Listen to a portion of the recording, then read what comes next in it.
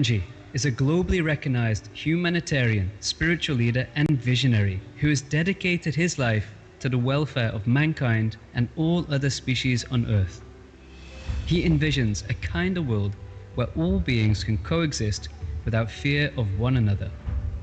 He encourages self-awareness through self-acceptance and practicing non-violence in thoughts, expressions and actions as a lifestyle.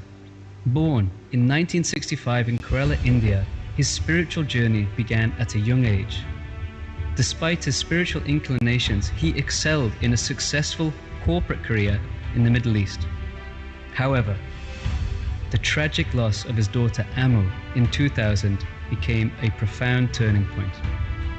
Transforming immense pain into purpose, he dedicated his life to serving the world.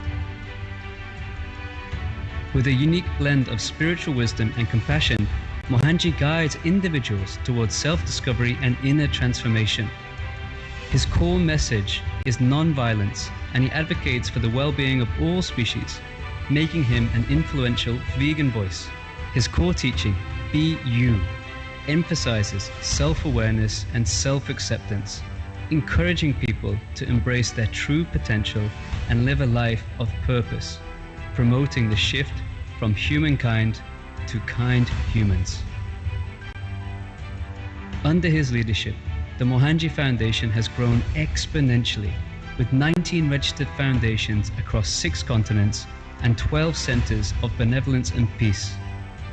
Driven entirely by volunteers, these organizations foster harmony and compassion, supporting communities in over 90 countries.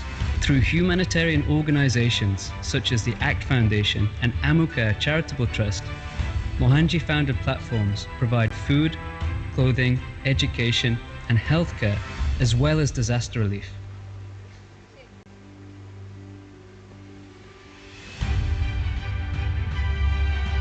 He has also founded platforms such as the World Consciousness Alliance and the World Tribal Alliance, working to drive positive global change and protect all species. Mohanji's teachings have touched the lives of thousands worldwide through his message of love, compassion and self-empowerment. He resonates with people from a wide variety of backgrounds, making him a beloved figure in the global humanitarian, business and spiritual communities.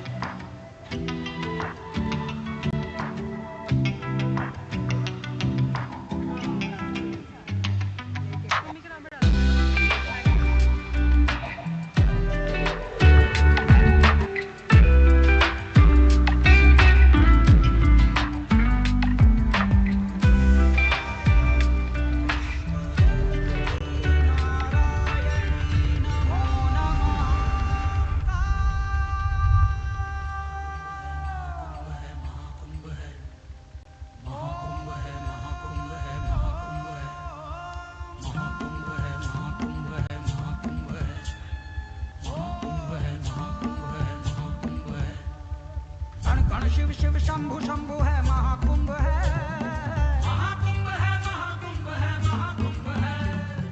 काम त्रिवेणी शंभु शंभु है महाकुंभ है, महाकुंभ है, महाकुंभ है, महाकुंभ है। महाकुंभ है, महाकुंभ है, महाकुंभ है, महाकुंभ है, महाकुंभ है, महाकुंभ है, महाकुंभ है। कण कण शिव शिव शंभु शंभु है महाकुंभ है, काम त्रिवेणी शंभु शंभु है महाकुंभ है।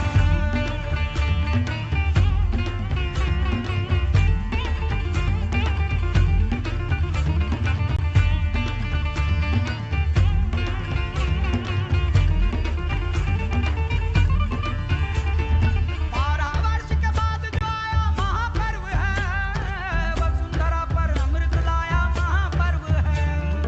भक्त जनों ने झूम के गाया महापर्व है, संतों ने जय घोष लगाया महापर्व है। कण कण शिव शिव शंभु शंभु है, शंभु शंभु है, शंभु शंभु है। धाम त्रिवेणी शंभु शंभु है, शंभु शंभु है। महाकुंभ है, महाकुंभ है, महाकुंभ है, महाकुंभ है, महाकुंभ है, महाकुंभ है, महाकुंभ है। संचालित जो स्वयं ही होता ये वो यंत्र है, देवगणों का इस धरती को देव मंत्र है। चिट्ठी है ना तार है, मेला ये अपार है, पुण्य का परिणाम है, मोक्ष का ये द्वार है। कण शिव शिव शंभु शंभु है, शंभु शंभु है, शंभु शंभु है, शंभु शंभु है, शंभु शंभु है, शंभु शंभु है, शंभु शंभु है। महाकुंभ है, महाकुंभ है, महाकुंभ है, महाकुंभ है, महाकुंभ है, महाकुंभ है, महाकुंभ है। संत अखाड़े साधु जोगी और तपस्वी एक साथ सब लगा रहे संगम में डुबकी। बाबा जोगी बांट रहे जन मन को शुद्धि।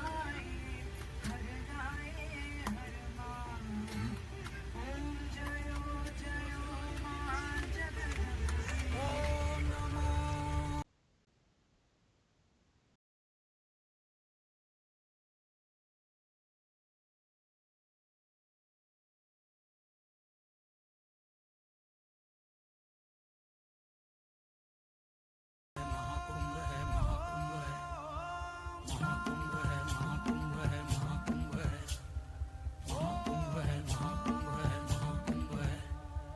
कण कण शिव शिव शंभु शंभु है महाकुंभ है, महाकुंभ है, महाकुंभ है, महाकुंभ है। धाम त्रिवेणी शंभु शंभु है महाकुंभ है, महाकुंभ है, महाकुंभ है, महाकुंभ है। महाकुंभ है, महाकुंभ है, महाकुंभ है, महाकुंभ है, महाकुंभ है, महाकुंभ है, महाकुंभ है। कण कण शिव शिव शंभु शंभु है महाकुंभ है, धाम त्रिवेणी शंभु शंभु है महाकुंभ है।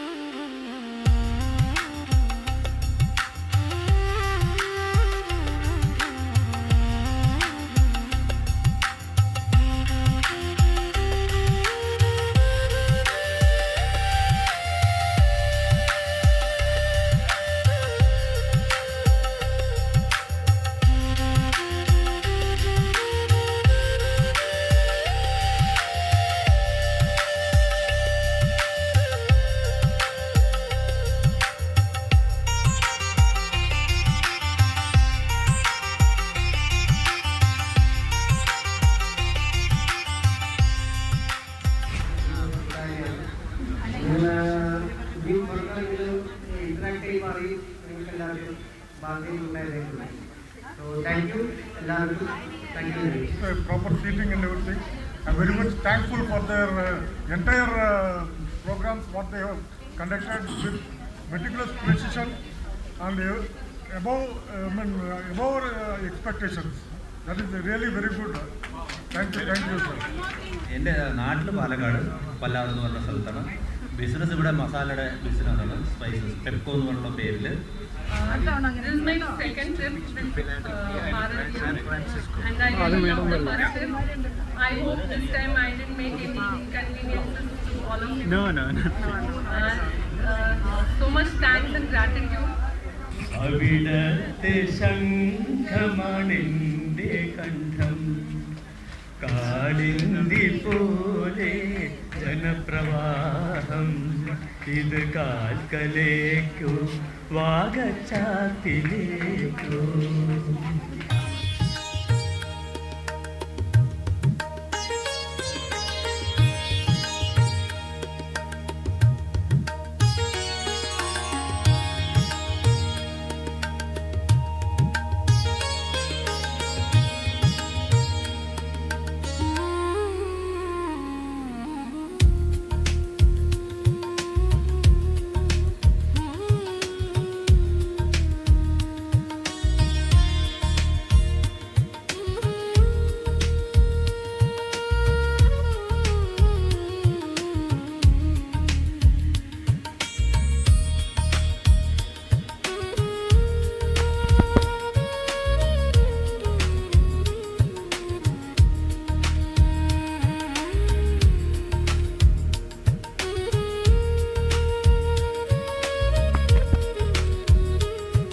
വോളിയം ഒന്ന് കുറയ്ക്കൂ.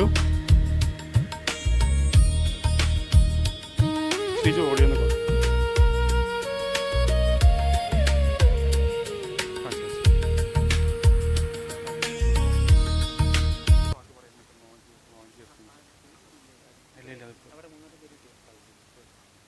എല്ലാവർക്കും നമസ്കാരം. നമ്മൾ ഇത്ര നേരം കാത്തിരുന്ന ബ്രഹ്മഋഷി ഡോക്ടർ മോഹൻജി ഇവിടെ അമ്പലത്തിലെത്തിക്കഴിഞ്ഞു. ദർശനത്തിന് വേണ്ടിയിട്ട് അമ്പലത്തിലോട്ട് പോയിരിക്കുകയാണ്. ഏതാനും നിമിഷത്തിനുള്ളിൽ നമ്മുടെ ഇടയിൽ എത്തുന്നതായിരിക്കും. ഓക്കെ, ഏതാനും ഒരു 5 മിനിറ്റിൻ്റെ ഉള്ളിൽ എത്തുന്നതായിരിക്കും. എത്തിയ ഉടനെ തന്നെ ഓരോ പ്രോഗ്രാം സ്റ്റാർട്ട് ചെയ്യുന്നതായിരിക്കും, അധികം വൈകാതെ തന്നെ.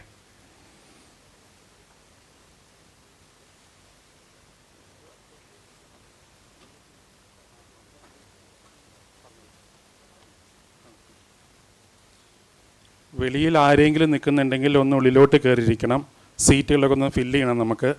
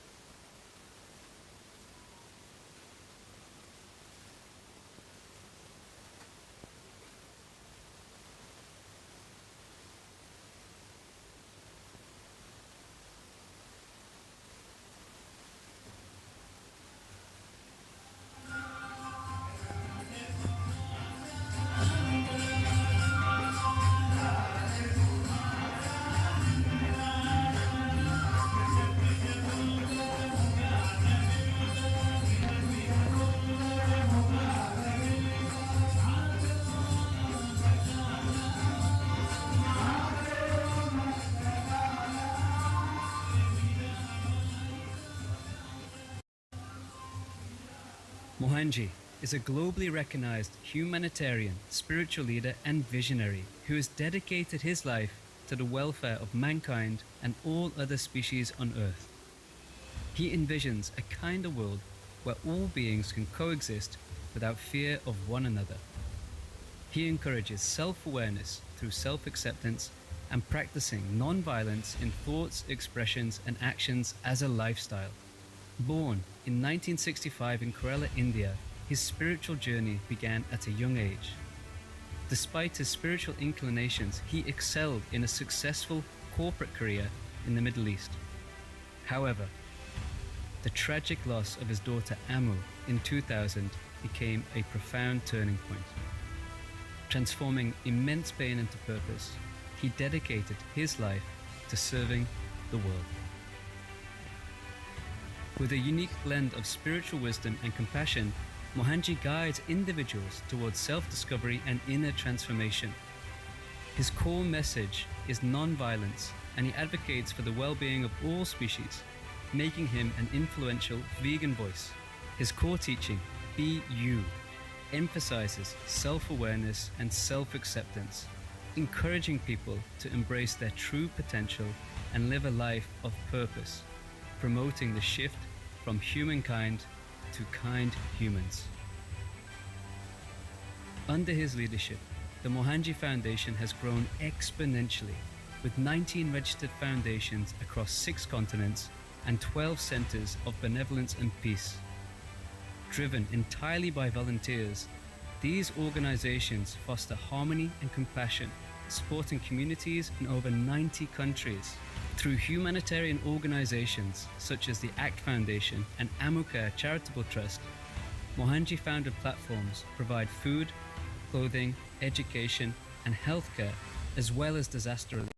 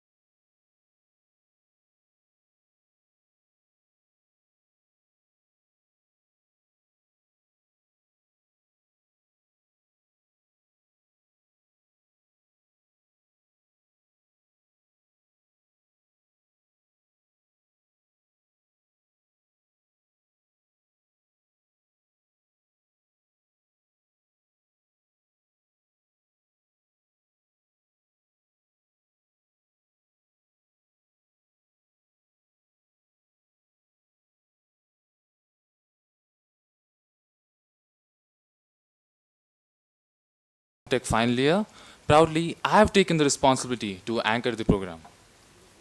And I am Kamla Nair, a student of class 10, and it's my pleasure to anchor this program. May I request everyone to observe a 1-minute silence in remembrance of our ancestors, neighbors, relatives, friends who are no longer with us.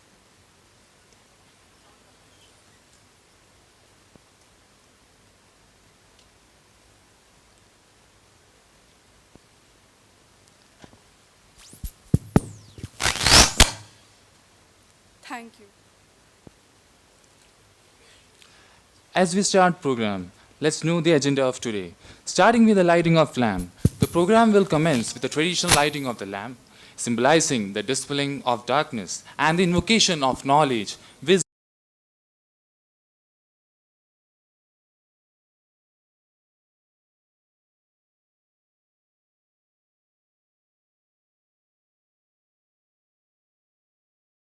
Divine blessing for peace, harmony, and well-being.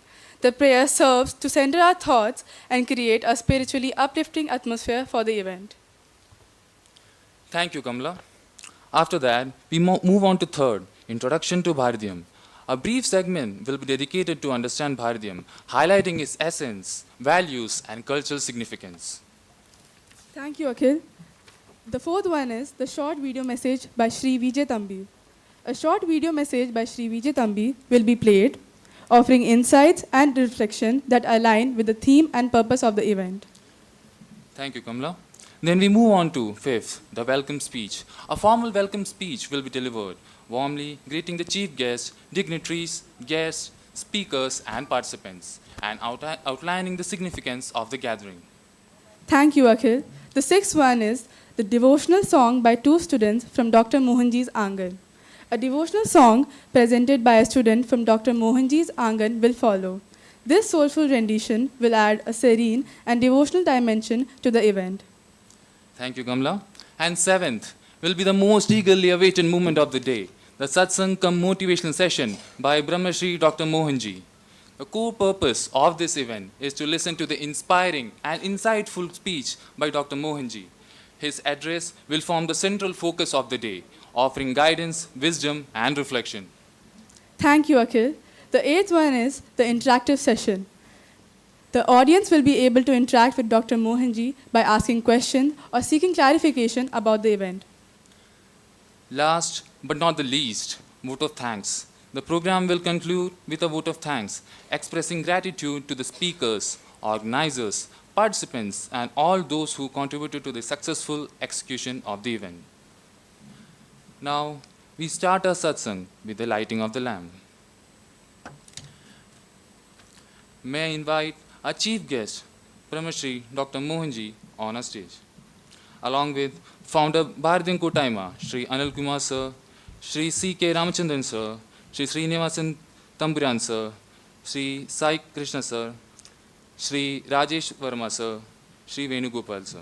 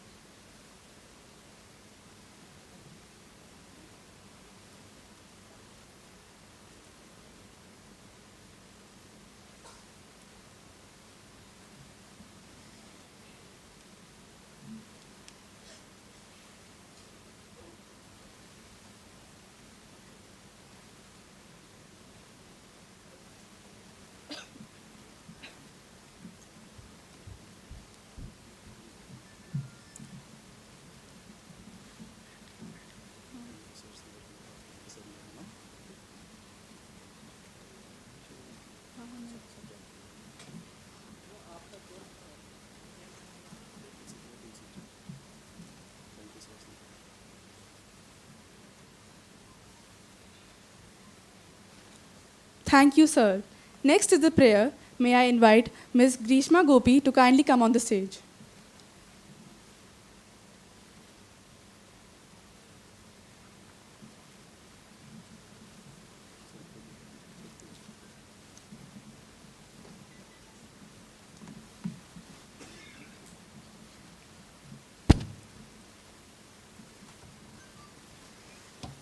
Thank you, Kamala.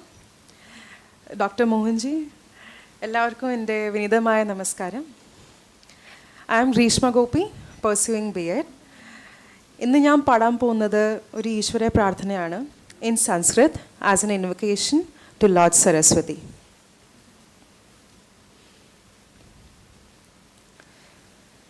या कुन्देन्दु तुषारहार धवला या शुभ्रवस्त्रावृता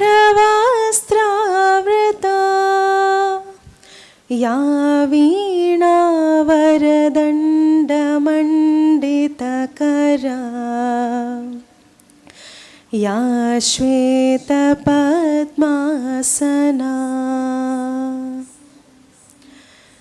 या ब्रह्मच्युतशङ्कर प्रभृतिभिः देवै सदा वन्दिता सा मां पातु Saraswati Bhagwati निःशेषजाड्यापहा शुक्लां ब्रह्मविचारसारपरमाम् आद्यां जगद्व्यापिनीं वीणापुस्तकधारिणीम् अभयदा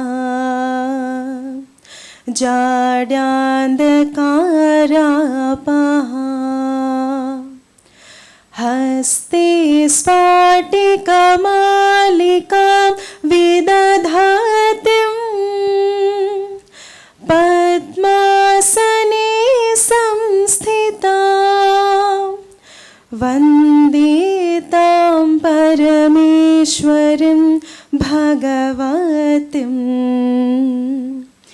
बुद्धिप्रदां शारदाम्. Thank you.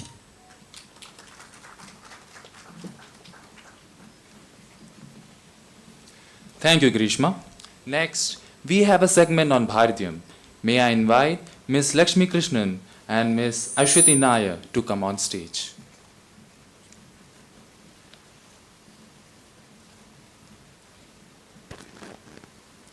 Namaste.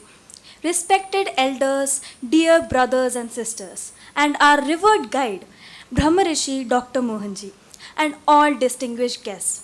It is with deep humility and heartfelt gratitude and immense joy that I stand before you today on this blessed and meaningful occasion of our Satsang Cum Motivational session. Today is not just an event. It is a beginning of awakening, of unity, and of collective strength and higher purpose. Many among us here today may be joining Bharatyam Kootaima for the first time and may be wondering, who are we and what do we stand for? Let me take a moment to share that with you. Bharatyam Kootaima is not merely an organization. It is a kudumbam, a family. It is a feeling, a responsibility, and a shared vision.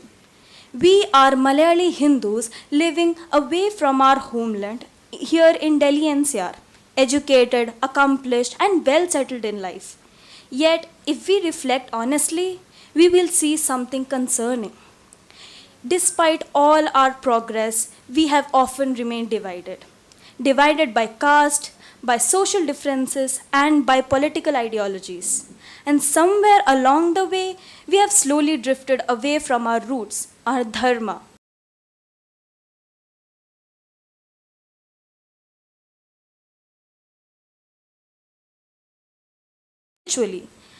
Culturally, even emotionally.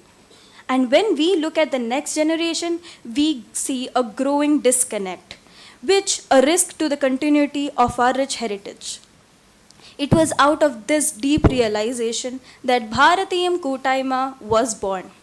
On September 20th, 2020, in Mayur Vihar Phase 3, 8 individuals came together with a simple yet powerful intention to unite, to support, and to uplift.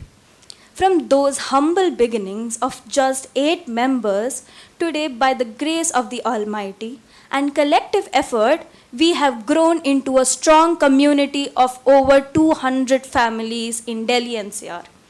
Our objectives are clear and purposeful: to impart Hindu and Kerala traditions, rituals, and value our younger generation, to encourage greater participation in temples and spiritual practices, to instill pride, confidence, and cultural identity in our children, to support families financially, social, and personal challenges, and most importantly, to nurture a generation that rises above caste divisions and stands united. But we did not stop at intentions. We translated our vision into action. We organized pilgrimages for families, especially for elderlies who longed for spiritual journey but had no support. We have taken them safely to sacred places like Kurukshetra, Varanasi, Triveni Sangam, Jwalamukhi Temple in Himachal Pradesh, Ujjain, Omkareshwar, Mahakaleshwar in Madhya Pradesh, Puri Jagannath, Lingeshwar, Konark Temple in Orissa, and many more divine destinations. We have participated in the Mahakumbha Mela, visited Naimisharanyam, where it is believed that Kali Yuga has no effect, and explored ancient temples and sacred land across India. Beyond pilgrimages, we have also served society, providing books, educational materials to needy children, supporting orphanages, distributing food to the underprivileged,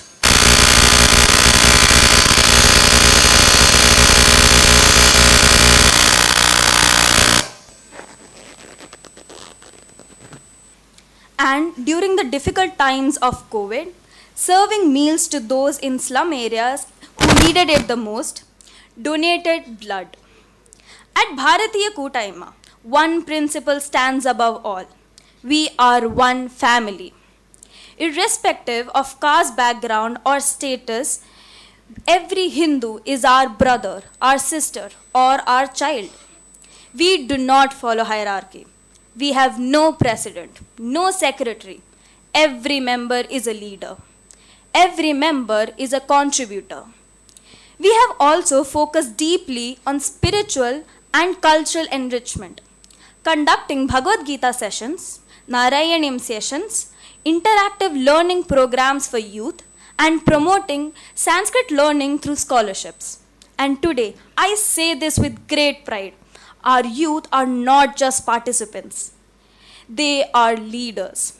This entire program you see today has been organized and executed by our young generation. This is our true success. Why did we come together? Because we realized something very simple. If we remain divided, we become weak. But if we unite, we become a powerful force for positivity. Instead of worrying about challenges like cultural dilution and spiritual confusion, we chose to act. Unity, responsibility, we chose dharma. Our vision: to unite beyond divisions, to preserve our cultural heritage, to strengthen our spiritual foundation, and to stand by each other as one strong community. Because when we are rooted in dharma, we don't just grow as individuals, we rise as society. The significance of today.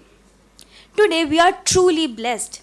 We are in the divine presence of a Mahatma, our guiding light, Brahmarishi Dr. Mohanji. His teachings remind us to look inward, to transcend differences, and to live with purpose, compassion, and awareness. dear Bharatyam Kootaima family members, unity does not happen by chance. It requires effort, intention, and commitment. Let us take a pledge today to rise above caste and differences, to stand united as one community, to pass on our values to the next generation, and to actively participate in this collective journey. Let Bharatyam Kootaima not remain just a name. Let it become a movement. As we move forward, let us remember that we are not just individuals living far from our homeland. We are the torch bearers of a great civilization. And together, we have the power to build a future that is united, culturally strong, spiritually awakened. Let us walk this path together. Awaken, unite, elevate. Thank you.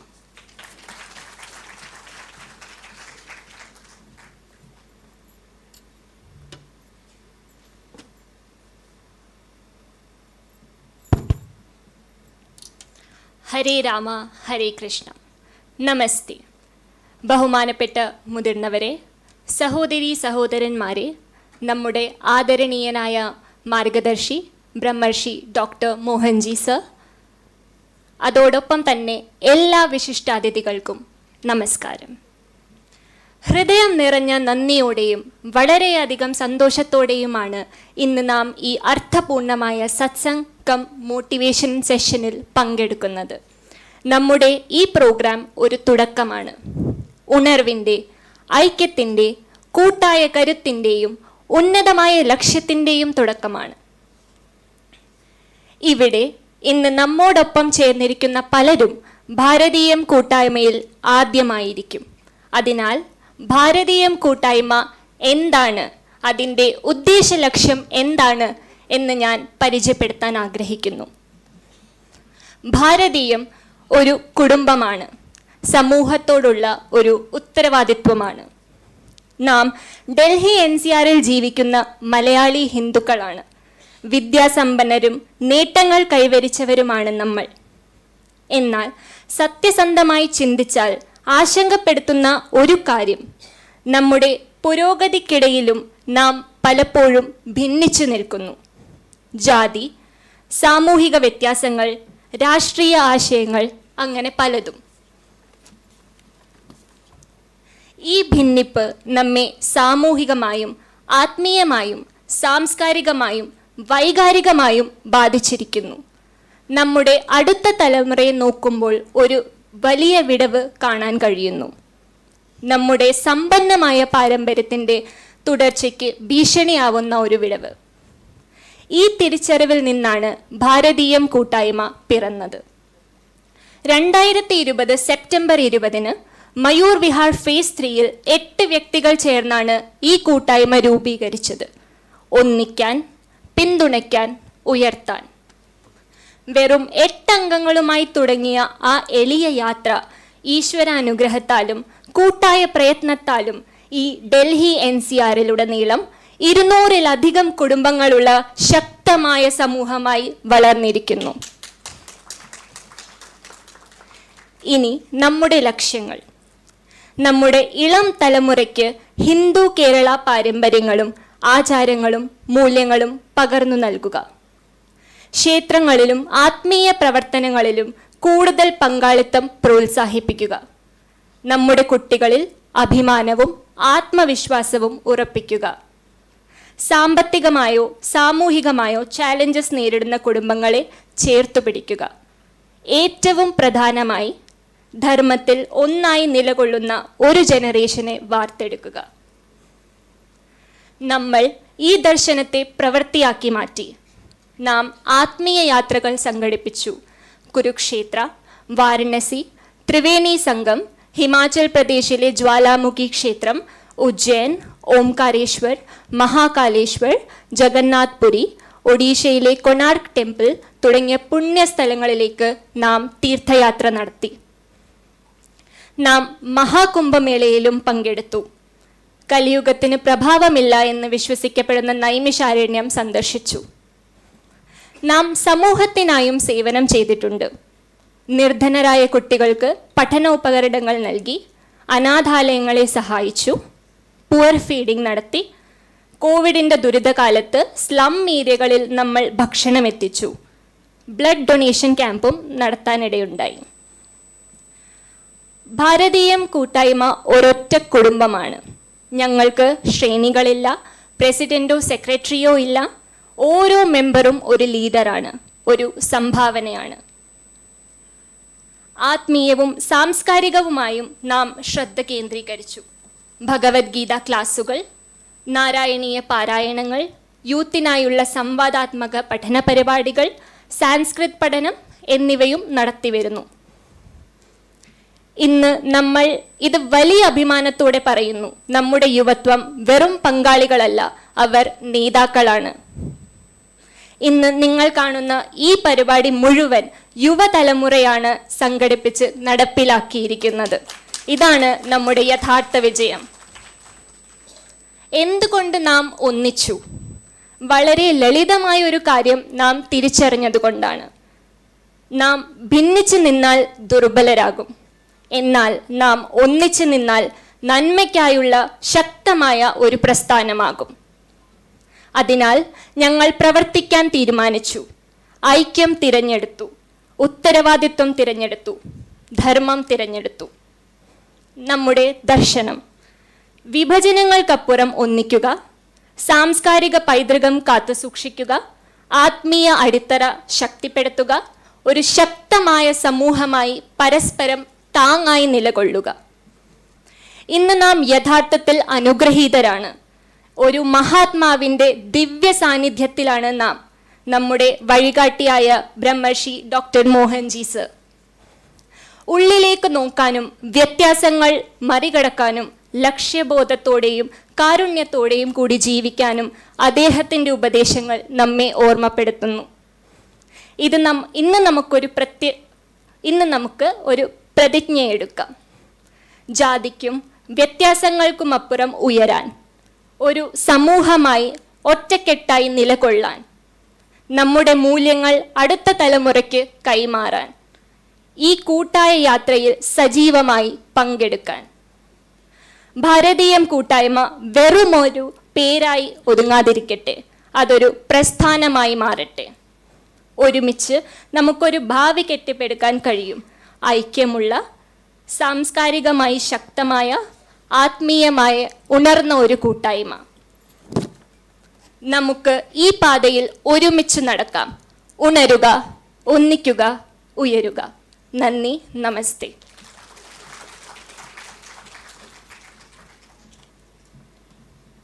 Thank you, Lashmi and Ashwati. Moving on to the welcome address, I would like to invite Ms. Aishwarya Anil to deliver the welcome speech.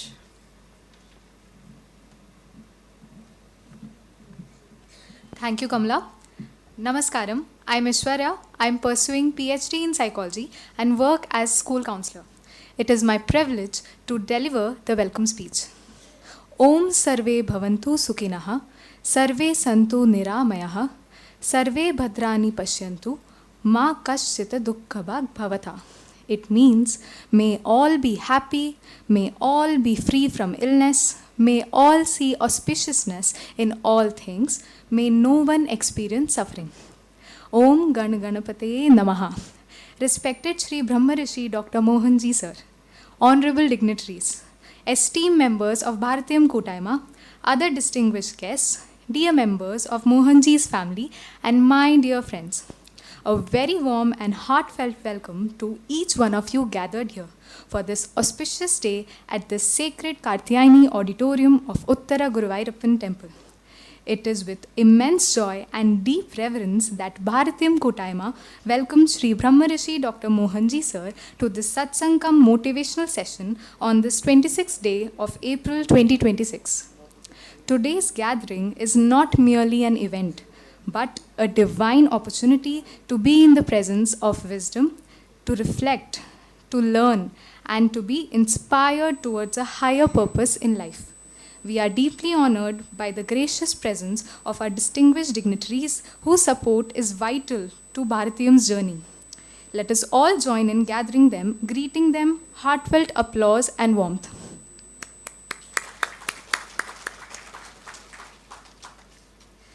We were honored to invite renowned filmmaker and actor Shri Vijay Thambi sir as our chief guest for today's occasion.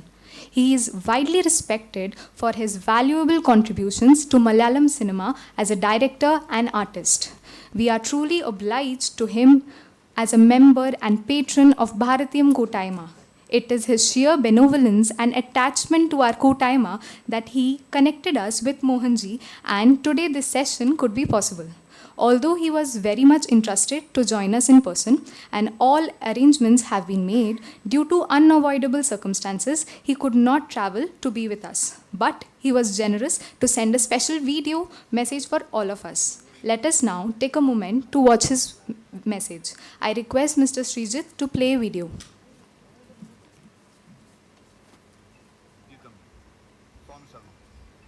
ഭാരതീയം കൂട്ടായ്മയിലെ എല്ലാ സുഹൃത്തുക്കൾക്കും കുടുംബാംഗങ്ങൾക്കും അഭ്യുദയാകാംക്ഷികൾക്കും വിനീതമായ നമസ്കാരം. കഴിഞ്ഞ വർഷം ഡൽഹിയിൽ ഭാരതീയം കൂട്ടായ്മയുടെ ഒരു പരിപാടിയിൽ പങ്കെടുത്തപ്പോഴാണ് ആ കൂട്ടായ്മയുടെ ശക്തിയും ചൈതന്യവും കെട്ടുറുപ്പും എനിക്ക് മനസ്സിലാക്കാൻ കഴിഞ്ഞത്. അതുകൊണ്ട് തന്നെയാണ് ഞാൻ ആ കൂട്ടായ്മയോട് വീണ്ടും ഞാൻ പങ്കെടുക്കാം, ഇനി ഇതുകൊണ്ടുണ്ടെങ്കിൽ അറിയിക്കുമെന്ന് പറഞ്ഞു. അതുപ്രകാരം ഈ വർഷവും വീണ്ടും അവരൊരു കൂട്ടായ്മ സംഘടിപ്പിച്ചപ്പോൾ എന്നെ ക്ഷണിക്കുകയും ഞാൻ വരാൻ തയ്യാറായിരുന്നതുമാണ്. അത് ബ്രഹ്മശ്രീ മോഹൻജിയുടെ ഒരു സെക്ഷനാണ്. ബ്രഹ്മശ്രീ മോഹൻജിയെ ഭാരതീയം കൂട്ടായ്മയായിട്ട് ബന്ധിപ്പിച്ചതും അതിനുള്ളൊരു സൗകര്യവും എനിക്കാണ് ലഭിച്ചത്. അതിനും വളരെ സന്തോഷമുണ്ട്. ലോകം മുഴുവൻ പ്രശസ്തനായ മോഹൻജി, അദ്ദേഹത്തിൻ്റെ വാക്കുകൾ ഈ ലോകം മുഴുവൻ ശ്രദ്ധിക്കുകയാണ്. അത്രത്തോളം പ്രചോദനം നൽകുന്ന, ഉന്മേഷം നൽകുന്ന വാക്കുകളാണ് അദ്ദേഹത്തിൻ്റെത്. അപ്പോൾ അദ്ദേഹം പങ്കെടുക്കുന്ന ആ ഒരു പരിപാടിയിൽ പങ്കെടുക്കാൻ കഴിയുന്നത് വലിയ ഭാഗ്യമായിട്ടും സന്തോഷമായിട്ടും ഞാൻ കരുതി. പക്ഷേ എൻ്റെ ചില ശാരീരിക അസ്വാസ്ഥ്യങ്ങൾ മൂലം നിർഭാഗ്യവശാൽ എനിക്ക് ഈ പരിപാടിയിൽ പങ്കെടുക്കാൻ കഴിയാതെ പോകുന്നു. സത്യം പറഞ്ഞാൽ എനിക്കതിൽ വളരെയധികം വേദനയുണ്ട്. പ്രത്യേകിച്ചും ഭാരതീയം കൂട്ടായ്മയുടെ ഓരോ സുഹൃത്തുക്കളും എന്തുമാത്രം അത്രത്തോളം എന്നെ ഞാൻ ഡൽഹിയിലുണ്ടായിരുന്നപ്പോൾ ഓരോ കാര്യങ്ങൾക്കും വളരെയധികം ശ്രദ്ധിക്കുകയും കൈവെള്ളയിൽ കൊണ്ട് നടക്കുന്ന പോലെയാണ് അവർ എന്നെ അവിടെ ശ്രദ്ധിച്ചത്. അതൊരിക്കലും എനിക്ക് മറക്കാൻ കഴിയില്ല. ഞാൻ ഒരുപാട് സ്ഥലത്ത് പോയിട്ടുണ്ടെങ്കിലും ഇങ്ങനെ ഒരു സ്നേഹവും ഇങ്ങനെ ഒരു കരുതലും ഞാൻ മറ്റിടത്തൊന്നും എനിക്ക് ലഭിച്ചിട്ടില്ല. അതുകൊണ്ട് തന്നെ ഭാരതീയത്തിൽ വീണ്ടും വീണ്ടും വരാനും അവരുമായി നല്ല സമയങ്ങൾ പങ്കുവയ്ക്കാനും എനിക്ക് ആഗ്രഹമുണ്ടായിരുന്നു. പക്ഷേ നിർഭാഗ്യവശാൽ ഈ അവസരത്തിൽ അതിന് കഴിഞ്ഞില്ല. പക്ഷേ മോഹൻജി ഉണ്ടല്ലോ, അദ്ദേഹത്തിൻ്റെ വാക്കുകൾ കേൾക്കുന്നതിൻ്റെ പുണ്യമാണ്. പ്രത്യേകിച്ച് നമ്മുടെ യുവതലമുറ മോഹൻജിയുടെ വാക്കുകൾ കേൾക്കണം. കാര്യം അദ്ദേഹം അത്രത്തോളം മോട്ടിവേറ്റീവായിട്ടായിരിക്കും അദ്ദേഹം സംസാരിക്കുക. മാത്രമല്ല നമുക്കിന്ന് ഭാരതത്തിൽ ഒരു കാലത്ത് ഭാരതത്തിലെ യുവതലമുറ എല്ലാം ഭാരതം വിട്ട് മറ്റ് രാജ്യങ്ങളിലേക്ക് അവരുടെ ചേക്കേറിയ ഒരു കാലഘട്ടം ഉണ്ടായിരുന്നു. ഇന്ന് മറ്റ് രാജ്യങ്ങളിൽ നിന്നുപരിയായി തിരിച്ച് ഭാരതത്തിലേക്ക് വരാൻ ആഗ്രഹിക്കുന്നവരാണ് ഇന്നത്തെ യുവതലമുറ. എന്തുകൊണ്ടെന്നാൽ മറ്റ് രാജ്യങ്ങളെക്കാളും വളരെയധികം ഓപ്പർച്യൂണിറ്റീസ് നമ്മുടെ ഭാരതത്തിൽ ഇന്ന് ലഭ്യമാണ്. എല്ലാ തലങ്ങളിലും ഭാരതം മറ്റ് രാജ്യങ്ങളെക്കാളും കിടപിടിക്കുന്ന അല്ലെങ്കിൽ മറ്റ് രാജ്യങ്ങളുടെ മുന്നിൽ വരുന്ന അവസ്ഥയിലേക്ക് വന്നു. അധികം താമസിയാതെ ലോക ഗുരുവായി ഭാരതം മാറുമെന്ന കാര്യത്തിൽ ഒരു സംശയവുമില്ല. കാര്യം ഇന്ന് നമുക്കറിയാം മറ്റ് രാഷ്ട്രങ്ങളിലെല്ലാം ഭാരതത്തെ എങ്ങനെയാണ് കാണുന്നത്, അല്ലെങ്കിൽ ഭാരതത്തിൻ്റെ പ്രധാനമന്ത്രി ഏത് രീതിയിലാണ് സ്വീകരിക്കുന്നത്. അപ്പോൾ ആ രീതിയിലേക്ക് നമ്മുടെ നാട് വളർന്നിരിക്കുന്നു. അപ്പോൾ ആ നാടിൻ്റെ തലസ്ഥാനമായ ഡൽഹിയിൽ താമസിക്കുന്നവർക്ക് തന്നെയാണ് ഏറ്റവും കൂടുതൽ അതിൽ അഭിമാനിക്കാവുന്നുള്ളത്. അപ്പം അതുകൊണ്ട് തന്നെ ആ ഡൽഹിയിലെ മലയാളി കൂട്ടായ്മയായ ഭാരതീയം ഈ ഒരു വിഷയത്തിൽ വളരെയധികം അഭിനന്ദനം അർഹിക്കുന്നു. പ്രത്യേകിച്ചും മോഹൻജിയുടെ ഈ ഒരു സ്പീച്ച്, അതുപോലെ ഇത്തവണത്തെ ഈ ഒരു കൂട്ടായ്മ, ഇതെല്ലാം ഒരു വൻ വിജയമായി തീരട്ടെ. ഇനിയും തീർച്ചയായിട്ടും അടുത്തൊരവസരത്തിൽ ഭാരതീയം കൂട്ടായ്മയിൽ വരാനും നിങ്ങളെല്ലാം കാണാനും കഴിയുമെന്നൊരു ചിന്ത എൻ്റെ ഉള്ളിലുണ്ട്. അത് ഭഗവാൻ അനുഗ്രഹിക്കട്ടെ. എന്തായാലും ഈ ഒരു കൂട്ടായ്മയ്ക്ക് ഇനിയും ഒരുപാട് കാര്യങ്ങൾ ചെയ്യാനുണ്ട്. യുവതലമുറയ്ക്ക് പ്രചോദനം നൽകുന്ന രീതിയിൽ, അവർക്ക് പുതിയ പുതിയ വഴികൾ കണ്ടെത്തുന്ന രീതിയിൽ, അവരെ നമ്മുടെ സനാതന ധർമ്മത്തിലേക്ക് അടുപ്പിക്കുന്ന രീതിയിൽ. കാര്യം പലപ്പോഴും നമ്മുടെ ഭാരതം ഒരു ഹിന്ദു രാഷ്ട്രമാണ്. അത് ഇനി ആരെന്ത് പറഞ്ഞാലും അത് ഹിന്ദു രാഷ്ട്രം തന്നെയാണ്. കാര്യം അതാണ് നമ്മുടെ സനാതന ധർമ്മം.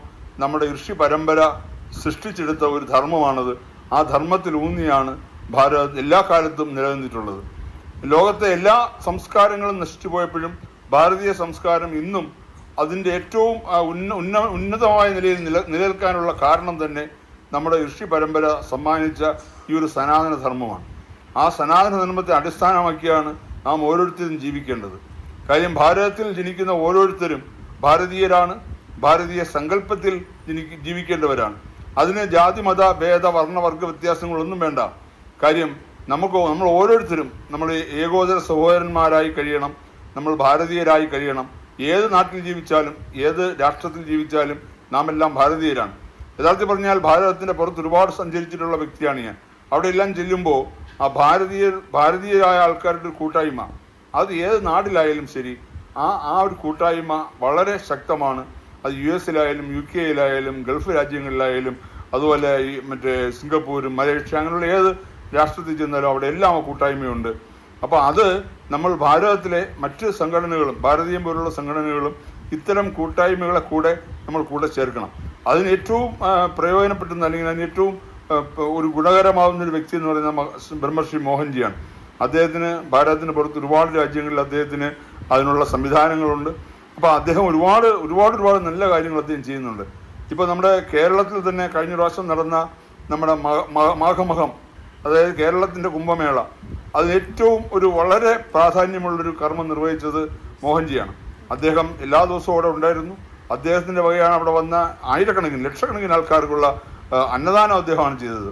അതുപോലെ തന്നെ അദ്ദേഹത്തിൻ്റെ ഒരുപാട് പ്രയത്നങ്ങളുണ്ടായിരുന്നു. അദ്ദേഹത്തിൻ്റെ അമ്മു ചാരിറ്റബിൾ സൊസൈറ്റിയുടെ പേരിലും അല്ലെങ്കിൽ മോഹൻജി ഫൗണ്ടേഷൻ്റെ പേരിലും എല്ലാം ഒരുപാട് കർമ്മങ്ങൾ അവിടെ നിർവഹിച്ചു. അതുപോലെ അദ്ദേഹം ഒരുപാട് സ്ഥലത്ത് യാത്ര ചെയ്യുന്നു. കേരളത്തിൽ മാത്രമല്ല, അദ്ദേഹം ഭാരതത്തിൻ്റെ ഓരോ കോണിലും എത്തുന്നു, ലോകത്തിൻ്റെ ഓരോ കോണിലും എത്തുന്നു. അതുപോലെ അത്രയും പ്രശസ്തനായ അത്രയും തിരക്കുള്ളൊരു വ്യക്തിയെ ഭാരതീയം എന്ന കൂട്ടായ്മയ്ക്ക് ലഭിച്ചത് തന്നെ ഭാഗ്യമായി കാണണം. അപ്പോൾ അതുകൊണ്ട് തന്നെ ഈ ഒരു കൂട്ടായ്മയുടെ മോഹൻജിയുടെ ഈ പരിപാടിയിൽ എല്ലാ ആൾക്കാരും കുടുംബസമേതം പങ്കെടുക്കണം, കുഞ്ഞുങ്ങളെ കൊണ്ടുവരണം. അവർക്കുമെല്ലാം വളരെ മോട്ടിവേഷൻ നൽകുന്നതായിരിക്കും ഇത്. എന്തായാലും ഭാരതീയം കൂട്ടായ്മയുടെ ഈ ഏപ്രിൽ 26 നടക്കുന്ന മോഹൻജിയുമായിട്ടുള്ള ഈ സെക്ഷൻ വൻ വിജയമായിട്ട് ബ്രഹ്മശ്രീ മോഹൻജിയുടെ വാക്കുകൾ ശ്രമിക്കാൻ നിങ്ങൾക്ക് കഴിയട്ടെ. അത് ഓരോന്നും നോട്ട് ചെയ്ത് വെച്ച് അത് നമ്മുടെ ജീവിതത്തിൽ പകർത്താൻ കഴിയട്ടെ. അപ്പോൾ ഈ ഒരു പരിപാടിക്കും ബ്രഹ്മശ്രീ മോഹൻജിക്കും ഭാരതത്തിലെ ഭാരതീയ കൂട്ടായ്മയിലെ ഓരോരുത്തർക്കും എൻ്റെ അകമഴിഞ്ഞ വിജയങ്ങൾ ആശംസിക്കുന്നു. വീണ്ടും നമുക്ക് എത്രയും പെട്ടെന്ന് കാണാമെന്ന ആഗ്രഹം എനിക്കുണ്ട്. അതിന് ജഗദീശ്വരൻ അനുഗ്രഹിക്കട്ടെ എന്ന് പ്രാർത്ഥിക്കുന്നു. എല്ലാവർക്കും ഒരിക്കൽ കൂടി എല്ലാ വിജയങ്ങളും ആശംസിക്കുന്നു. നന്ദി, നമസ്കാരം. സ്വാമിയെ ശരണമയ്യപ്പ. Thank you, Sri Vijay Thambi sir, for your kind words for Bharatyam and motivating our youngsters through your message. It is with great pleasure I introduce Sri Brahmarishi Dr. Mohanji, who is a globally respected spiritual guide and humanitarian whose teachings focus on compassion, self-awareness, and selfless service. Through the Mohanji Foundation and its various global platforms, he has created a movement that inspires individuals to live consciously and contribute positively to society. His message of one world, one family encourages unity, kindness, and respect for all living beings. Mohanji's activities span spiritual guidance,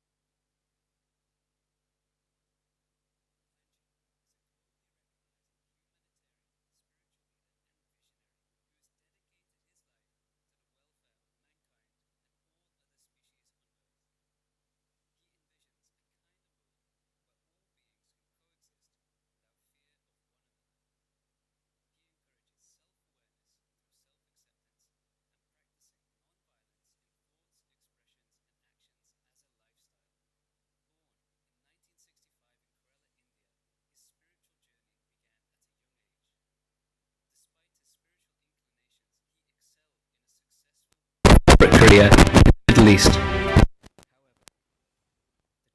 The loss of his daughter Amu in 2000 became a profound turning point.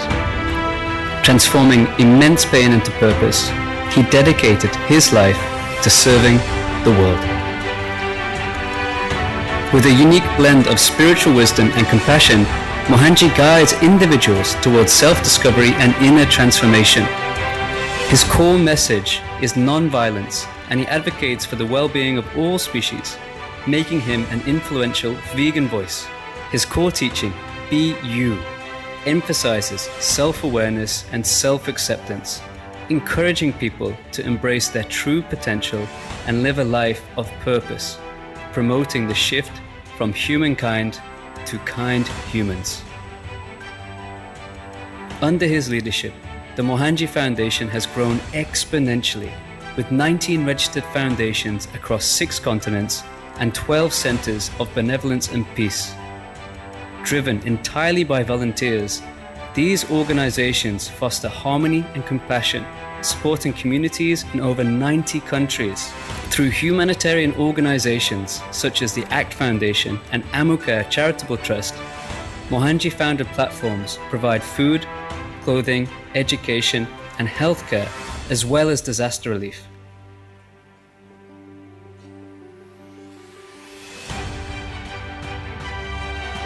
He has also founded platforms such as the World Consciousness Alliance and the World Tribal Alliance, working to drive positive global change and protect all species.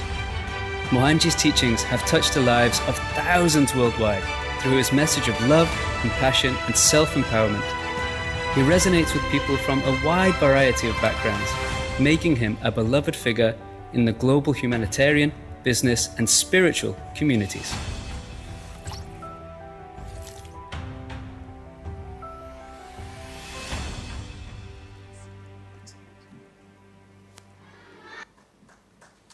നല്ലൊരു കയ്യടിയാവും അല്ലേ? കേട്ടോ, നോക്കൂ, വേറൊരു കാര്യം കൂടി നമുക്ക് അറിയേണ്ടതുണ്ട്. Doctor Mohanji നമുക്ക് വേണ്ടിയിട്ട്, അല്ലെങ്കിൽ നമ്മുടെ നോർത്ത് ഇന്ത്യൻസിന് വേണ്ടിയിട്ട് വലിയൊരു ഗുരുവായൂരപ്പൻ്റെ അമ്പലം നമ്മുടെ മധുരയിൽ ഉണ്ടാക്കുന്നുണ്ടെന്നുള്ളതാണ്. നമുക്ക് അതിനെക്കുറിച്ചിട്ടൊന്ന് വീഡിയോ നോക്കിയാലോ?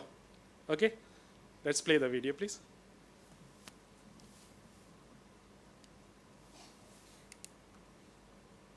Om Namo Bhagavate Vasudevaya.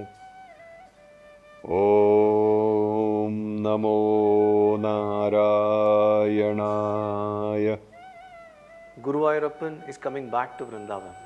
The Vrindavan Guruvayur Temple project is a grand collaboration of various people inspired by Mohanji's vision to recreate the holy Guruvayoorapan temple, which is originally in the site of Guruvayur in Kerala, and bringing that deity, that consciousness back to Vrindavan, that is the land of Lord Krishna's birth and his childhood.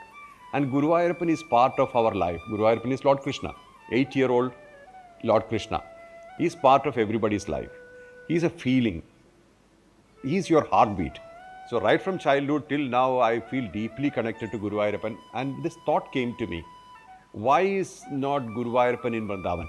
Mahavishnu is pure consciousness, brighter than a million suns, pure brightness, pure consciousness, beyond any created universe. So Brahma told Mahavishnu, I can't find you.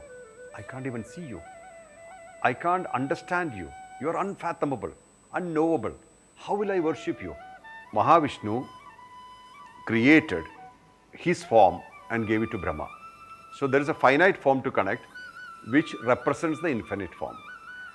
Various Prajapatis came. Prajapatis are called the sons of Brahma. When they started creation on earth, this idol was given by Brahma to them, saying that if you worship this consciousness, you will have stability. It was transferring hands over time from Golden Age, Satya Yuga, to Treta Yuga, to Dwapara Yuga, and finally it came into the hands of Krishna's father, Vasudeva. And later when Vasudeva died, Krishna took care of this idol, and finally he took it to Dwaraka. So he himself worshipped this idol.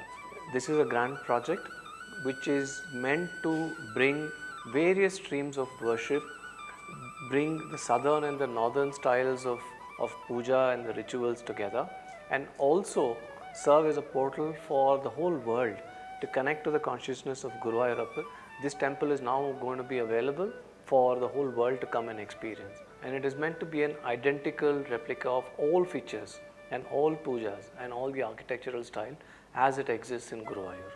Just like we can have a well to utilize the water under the earth, in the same way we are creating a temple there to completely maximize the power of power. How we perceive this temple is that it should be a replica of Guruvayur. Nothing can compare to Guruvayur, the essence and the power and the presence of Bhagavan. That's completely different. When they come to Vrindavan Guruvayur temple, they should feel that, it's like Guruvayur. They should feel the same. So we're trying to create that kind of an ambience in Vrindavan. In our effort to recreate the Guruvayoorapan temple in Vrindavan, we have taken great efforts to put together a team that brings together various skill sets that will ensure that the temple that is coming up in Vrindavan is identical in all forms and methods to the original temple in Guruvayur. അതായത് ഗുരുവായൂരിൽ നിന്ന് കാണുന്ന ക്ഷേത്രത്തിന് സമാനമായ തൊട്ട് താഴെയുള്ള scale ഉപയോഗിച്ചും കൊണ്ട് ഏറ്റവും മഹനീയമായ ഒരു ക്ഷേത്രമാണ് അവിടെ ഉയർന്നു വരാൻ പ്ലാൻ ചെയ്തിട്ടുള്ളത്. The idea is Guruvayoorapan should come back as a prince, where he should look after the things around him. There are so many widows who, when their husbands die, they decide to come to Vrindavan and spend the rest of their life in Vrindavan, in Krishna's land. So I had this plan that we will make an accommodation for about 100 such women who are old and sick, and we take care of them. They can worship Krishna in the temple, rest of their life taken care of fully. Also, one other thing which I wanted to think or do was continuously there will be saptahs, 7 days chanting or praying of reading of certain books like Bhagavatam, Bhagavad Gita, Uddhava Gita, etc. So that various people in various languages who are experts in this can come and perform it as offering to Lord Krishna. And this will be auto-translated to various languages. People who want to listen in their language, they are welcome to do that, auto-translated, so that they will understand the essence of it clearly. A unity of South and North traditions of worship. So that's another aspect that's very important about this project. Why Mahakshetras are significant? As they have the Pancha Prakaras, Mahakshetras are designed to help a person in completing the Pancha Krityas or the Pancha Dharmas.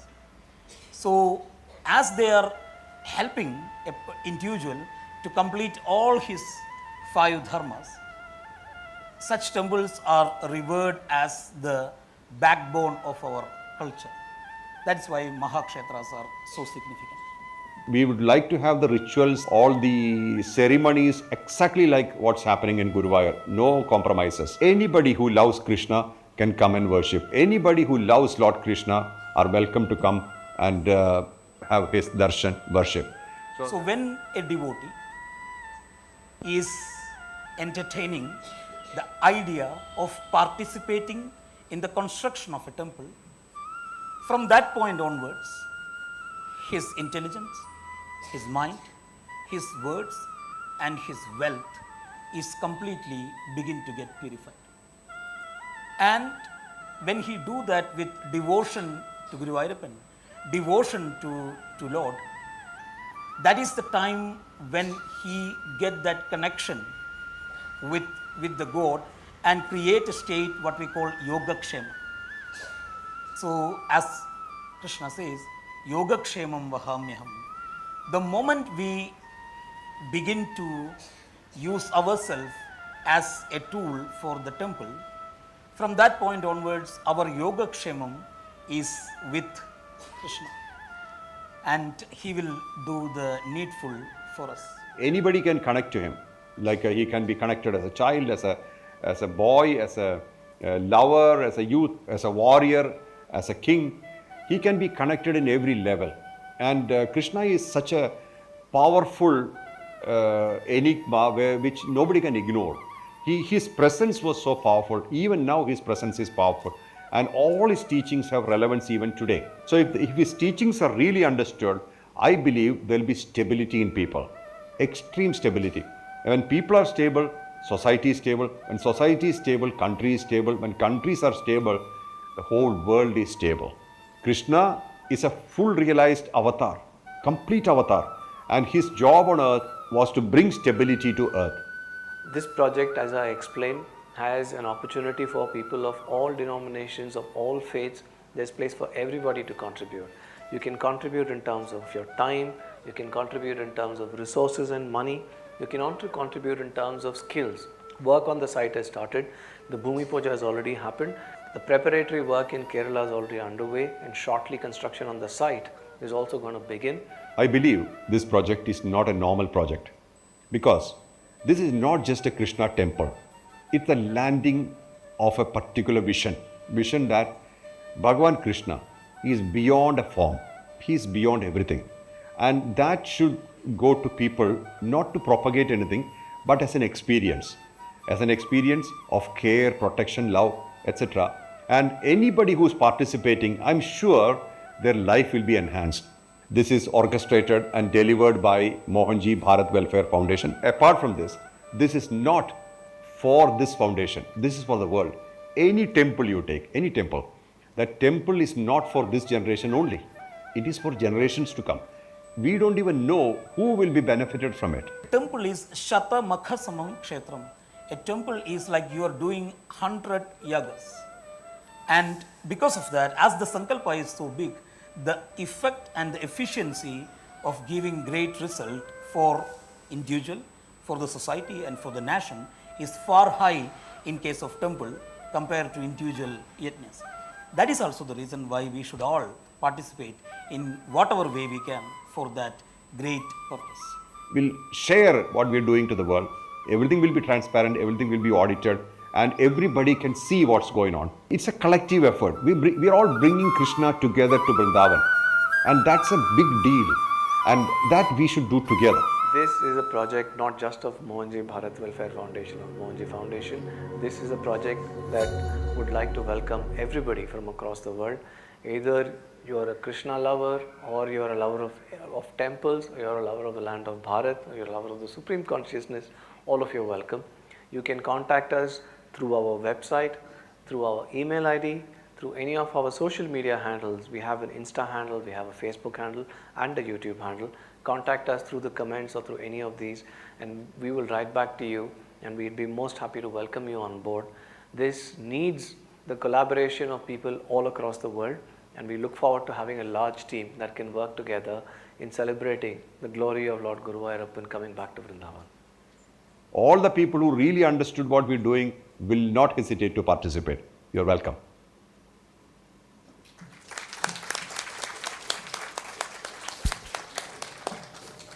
Now I request our Bharatyam members to come onto stage and to welcome Sri Mohanji sir with a token of our gratitude and appreciation.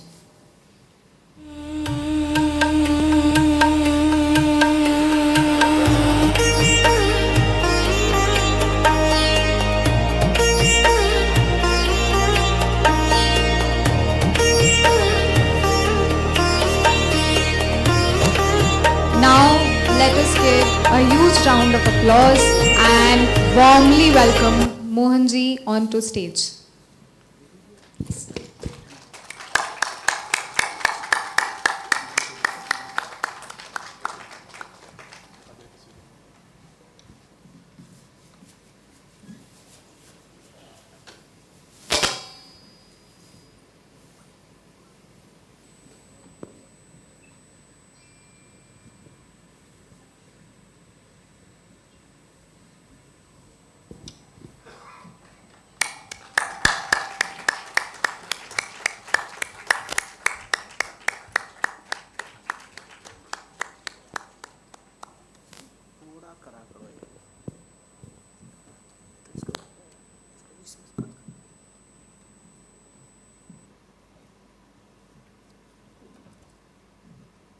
Next brief is about Dr. Ramesh Nambiar sir. He is a distinguished leader and social activist known for his deep commitment to preserving and promoting traditional Indian values and Sanatana Dharma. As president of Arsha Dharma Parishad, he actively spearheads efforts to spread spiritual wisdom and cultural heritage among communities. Dr. Nambiar's work bridges ancient knowledge with contemporary relevance, inspiring many to live a life rooted in dharma, compassion, and service. His leadership and philanthropic activities have earned him great respect within spiritual and social circles. We welcome Dr. Ramesh Nambiar sir onto stage. Next, I am going to welcome Sri Sai Krishna Rajgopal sir. He is the founding and managing partner of Sai Krishna and Associates. Sri Sai Krishna ji is a distinguished legal professional known for landmark litigation and exceptional advocacy. Widely regarded among the finest in the legal fraternity, he is equally admired for his warmth, humility, and active involvement in socio-cultural initiatives, including his association with our Uttara Guruvayoorapan temple. We are truly honored and blessed by your presence. Okay. Next, I am going to welcome Sri Srinivasan Tamburan sir.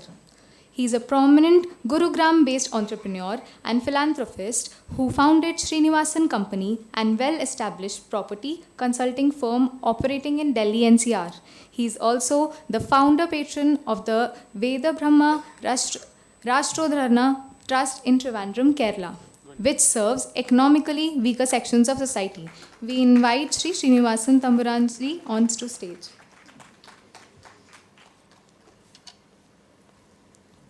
Next brief is about Sri C.K. Ramachandran sir. He has been the ex-chairman of Kerala School, Mayur Phase 3, and is the vice president of Uttara Guruvayoorapan temple. He is a well-known businessman, a social worker, and philanthropist. We welcome Sri C.K. Ramachandran sir onto stage.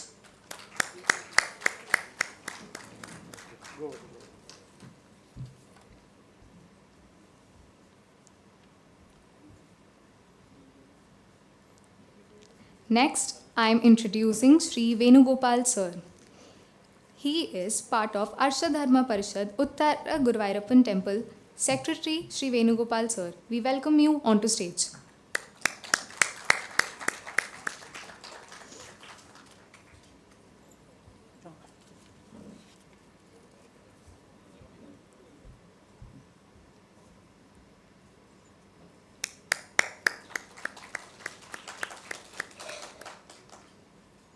Now I would like to welcome Sri K.M. Anil Kumar sir, founder Bharatyam Kootaima, onto the stage.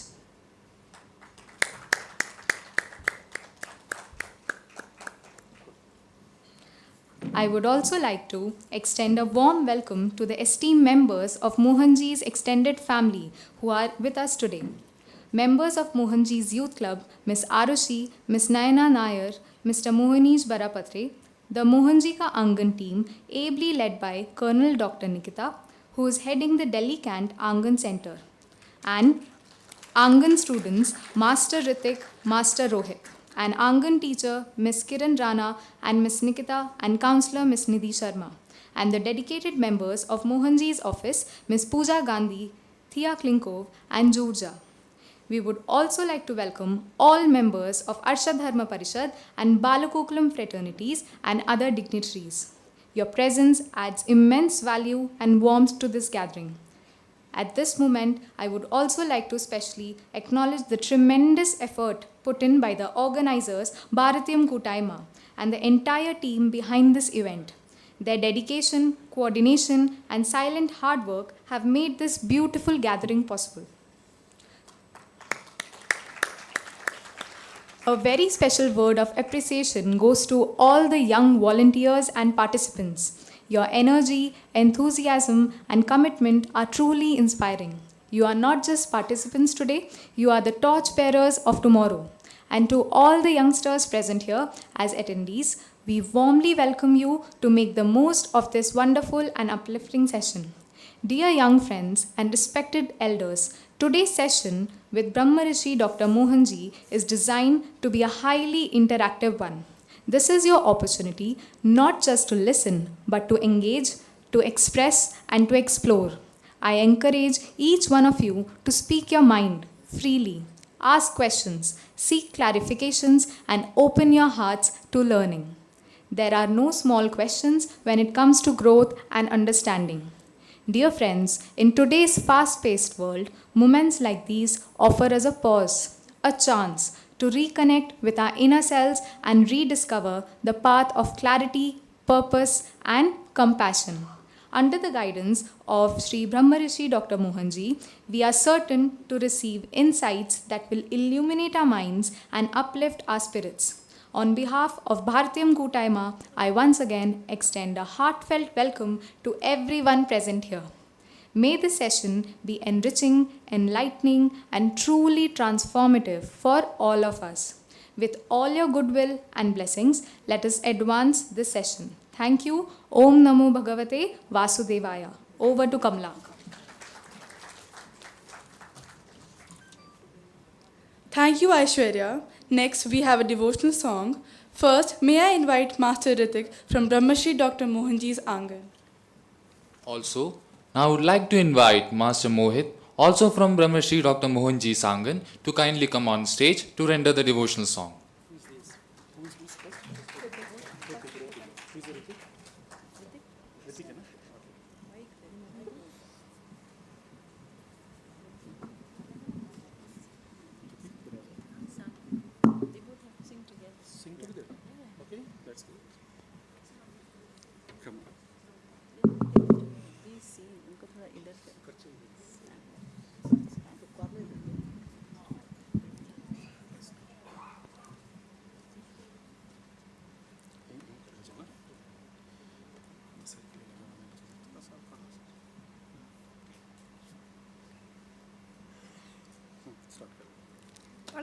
प्रणाम मोहन जी, हम Delhi cantt आंगन school से आए हैं आपको एक भजन सुनाने के लिए।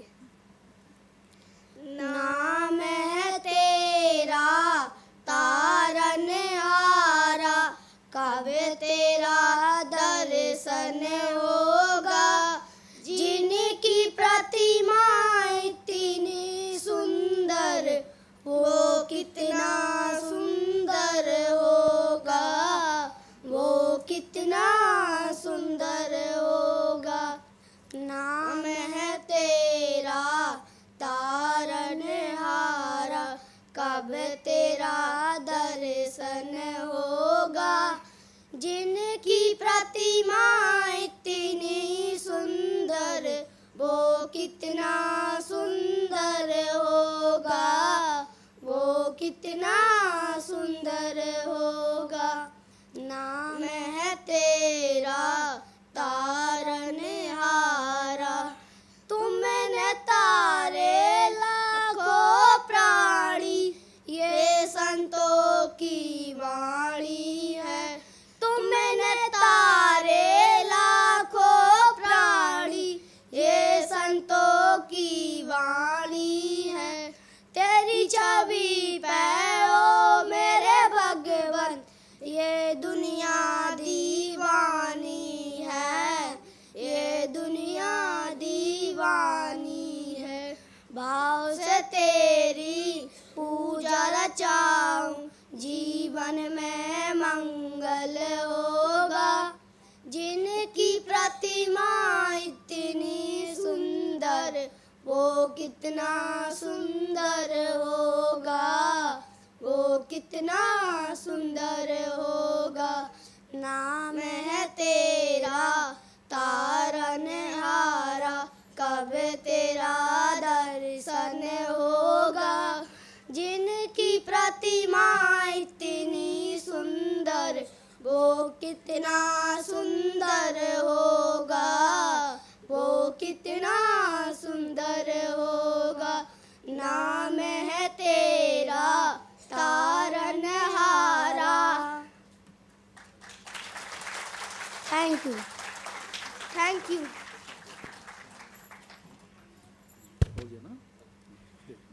Thank you Hrithik and Mohit. ഇവർക്ക് വേണ്ടി നല്ലൊരു കയ്യടി. ഇത്രയും ब्यूटीफुल ആയിട്ട് बहुत अच्छी तरीके से इन लोगों ने ये यहाँ प्रेजेंट किया है. I cordially invite Shri Mohanji to kindly present token of appreciation to Master Hrithik and Master Mohit.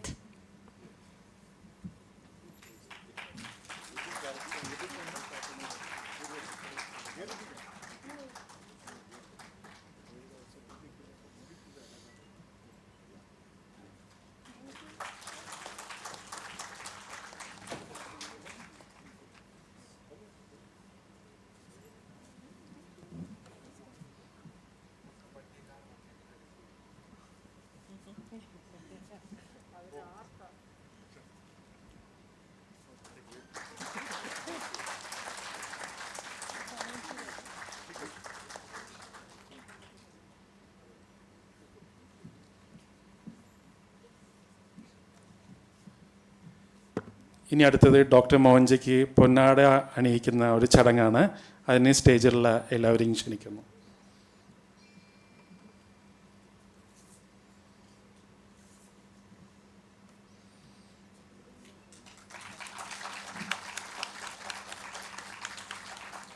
അല്ല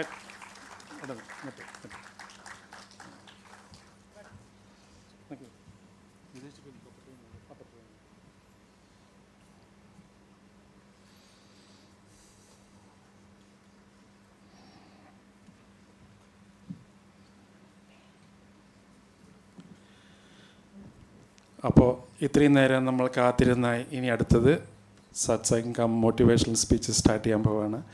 അപ്പോൾ സാറ് അല്ലാതെയുള്ള മറ്റുള്ള സാറുമാർ സ്റ്റേജിൻ്റെ മുമ്പിൽ നിന്ന് ശ്രവിക്കാവുന്നതാണ്.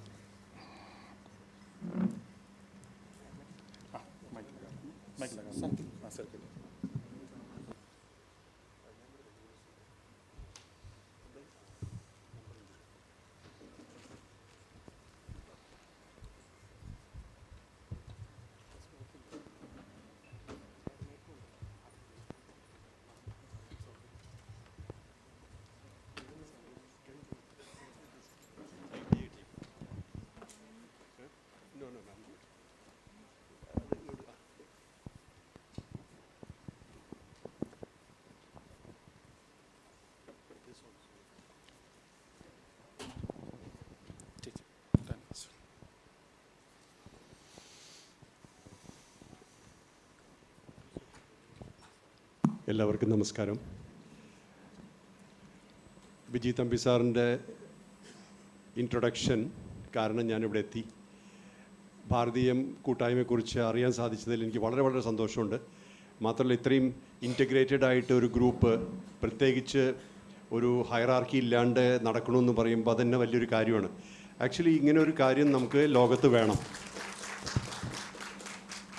ഞാൻ ഒരുപാട് ഡിഫറെൻറ്റ് ഗ്രൂപ്പ്സായിട്ട് പല നാട്ടിൽ ഭാരതത്തിന് പുറത്ത് പ്രവർത്തിച്ചിട്ടുണ്ട്. അപ്പോൾ എനിക്ക് തോന്നാറുള്ളൊരു കാര്യമുണ്ട്, അതായത് ഈ ഗ്രൂപ്പുകളെല്ലാവരും ഒന്നിച്ച് നിൽക്കണം. കാരണം ഇപ്പോൾ ഒരു ഇൻറ്റഗ്രേഷൻ്റെ ആവശ്യമുണ്ട് ലോകത്ത്. ഒരുപാട് ചേഞ്ചസ് വരുന്നുണ്ട് സോഷ്യോ പൊളിറ്റിക്കൽ ലെവലിൽ. അപ്പോൾ അതിനെ ഓവർകം ചെയ്യണമെങ്കിൽ ഏറ്റവും ആവശ്യമുള്ളത് യൂണിഫിക്കേഷൻ ഓഫ് സ്ട്രെങ്ത്താണ്. നമുക്കെല്ലാവർക്കും നമ്മുടെ ശക്തികളുണ്ട്, അവനവൻ്റേതായിട്ടുള്ള ശക്തികളും നമ്മുടെ ഫീൽഡ് ഓഫ് ഇൻഫ്ലുവൻസും ഉണ്ട്. ഇത് യുണൈറ്റ് ചെയ്ത് കഴിഞ്ഞാൽ ഗ്ലോബലി എനിക്ക് തോന്നുന്നു നമുക്ക് ഒരുപാട് പേരെ കാത്തുരക്ഷിക്കാൻ പറ്റും തോന്നുന്നുണ്ട്. അതിൽ ഒരു ഉദാഹരണം ഞാൻ പറയാം. നമ്മുടെ ഈ ബംഗ്ലാദേശിൽ ഷെയ്ഖ് ഹസീന മാറിക്കഴിഞ്ഞപ്പോൾ ഒരുപാട് ഡിസ്ട്രക്ഷൻ നടന്നു. Hindu family, Christians, Hindus, Buddhist, Ahmadiyas, Shias മുതലായിട്ടുള്ള ആൾക്കാരോടും അവരുടെ മുകളിൽ, അതായത് മെജോറിറ്റി ഗ്രൂപ്പ്സ് മറ്റേ മൈനോറിറ്റി ഗ്രൂപ്പ്സിനെ ഓൾമോസ്റ്റ് അനിഹിലേറ്റ് ചെയ്യണ മാതിരിയുള്ള ആക്ടിവിറ്റി നടന്നു. അപ്പോൾ നമ്മൾ പല സ്ഥലത്തും നമ്മൾ അതിൻ്റേതായിട്ടുള്ള മൂവ്മെൻറ്റ് നടത്തി. ഹേഗിൽ പാർലമെൻറ്റ് ഓഫ് മറ്റേ പീസ് പാലസിൻ്റെ മുമ്പിൽ നമ്മൾ ഓം മാർച്ച് നടത്തി. അത് കുറേ മീഡിയ കവർ ചെയ്തു ലോകത്തൊക്കെ. ഒന്നും സംസാരിച്ചിട്ടില്ല, ജസ്റ്റ് ഓം ചാൻറ്റ് ചെയ്യണേ ഉണ്ടായിരുന്നുള്ളൂ. എന്നിട്ട് ആ പ്ലക്കാർഡിൽ എഴുതിയിട്ടുണ്ട് സ്റ്റോപ്പ് ദ ക്രൈം എന്നോ. അങ്ങനെ നമുക്ക് പറയാനുള്ള കാര്യങ്ങൾ വെറും പ്ലക്കാർഡിൽ എഴുതും, പക്ഷെ ഒന്നും സംസാരിക്കില്ല. അതിന് വലിയ മൈലേജ് കിട്ടി. അത് കഴിഞ്ഞ് നമ്മൾ യൂറോപ്യൻ യൂണിയൻ പാർലമെൻറ്റിൽ 4 മോഷൻസ് ചെയ്തു, 4 കാര്യങ്ങൾ മൂവ് ചെയ്തു. അതിൽ എന്താ പറയാൻ കാരണം വെച്ചാൽ പലപ്പോഴും ഈ കൂട്ടായ്മ ഇല്ലാത്തതുകൊണ്ട് ഒരു സപ്പോർട്ട് സിസ്റ്റം ക്രിയേറ്റ് ചെയ്യാൻ പറ്റണില്ല നമുക്ക് ലോകത്ത്. എന്നുവെച്ചാൽ എല്ലാവരും വിചാരിക്കും ഇത് വേറെ ആളുടെ കാര്യമല്ലേ എന്ന്. അങ്ങനെയല്ല. നമ്മൾ ലോകത്ത് മുഴുവൻ നമ്മൾ ഒന്ന് തന്നെയല്ലേ, എല്ലാവരും ഇവിടുന്ന് പോയിട്ടുള്ള ആൾക്കാരല്ലേ. അപ്പോൾ ഒരു കണക്കിന് പറഞ്ഞാൽ നമ്മുടെ കുടുംബാംഗങ്ങളല്ലേ. അപ്പോൾ നമ്മൾ ഈ കൂടിച്ചേരണം എന്നുള്ളത് ഒരു സ്റ്റേറ്റ് വൈസോ ഡിസ്ട്രിക്റ്റ് വൈസോ ഒന്നും അല്ലാണ്ട് ഗ്ലോബലായിട്ട് കൂടിച്ചേരണം. അത് ഭാരതീയം പോലത്തെ ഒരു കൂട്ടായ്മ എനിക്ക് തോന്നുന്നു അതിന് ഒരു നല്ല പ്രസിഡൻസ് കൊടുക്കാൻ പറ്റും തോന്നുന്നു. കാരണം ഇപ്പോൾ അറിഞ്ഞതിന് ശേഷം എനിക്കറിയില്ലായിരുന്നു. അത് കാരണം ഞാൻ മുമ്പേ ഈ കാര്യങ്ങൾ ആരെയും അറിയിക്കാഞ്ഞത് നമ്മൾ ചെയ്യുന്ന പ്രവൃത്തികളും ഇനി നമുക്ക് കൂടുതൽ ഇതിൽ കോർഡിനേറ്റ് ചെയ്യാൻ പറ്റും. പിന്നെ രണ്ടാമത്തെ കാര്യം, I speak in English but let me get the momentum before that. ഈ ഹിന്ദു രാഷ്ട്രം അല്ലെങ്കിൽ ഹിന്ദു എന്നുള്ള ഒരു പർട്ടിക്കുലർ ഐഡൻറ്റിറ്റി അതിൻ്റെ ഇൻസൈഡ് അല്ലെങ്കിൽ അതിൻ്റെ ഇന്നർ കോറിലേക്ക് പോയി കഴിഞ്ഞാൽ അതിൻ്റെ ഒരു വാക്കിൽ പറയുകയാണെങ്കിൽ സ്റ്റെബിലിറ്റിയാണ്.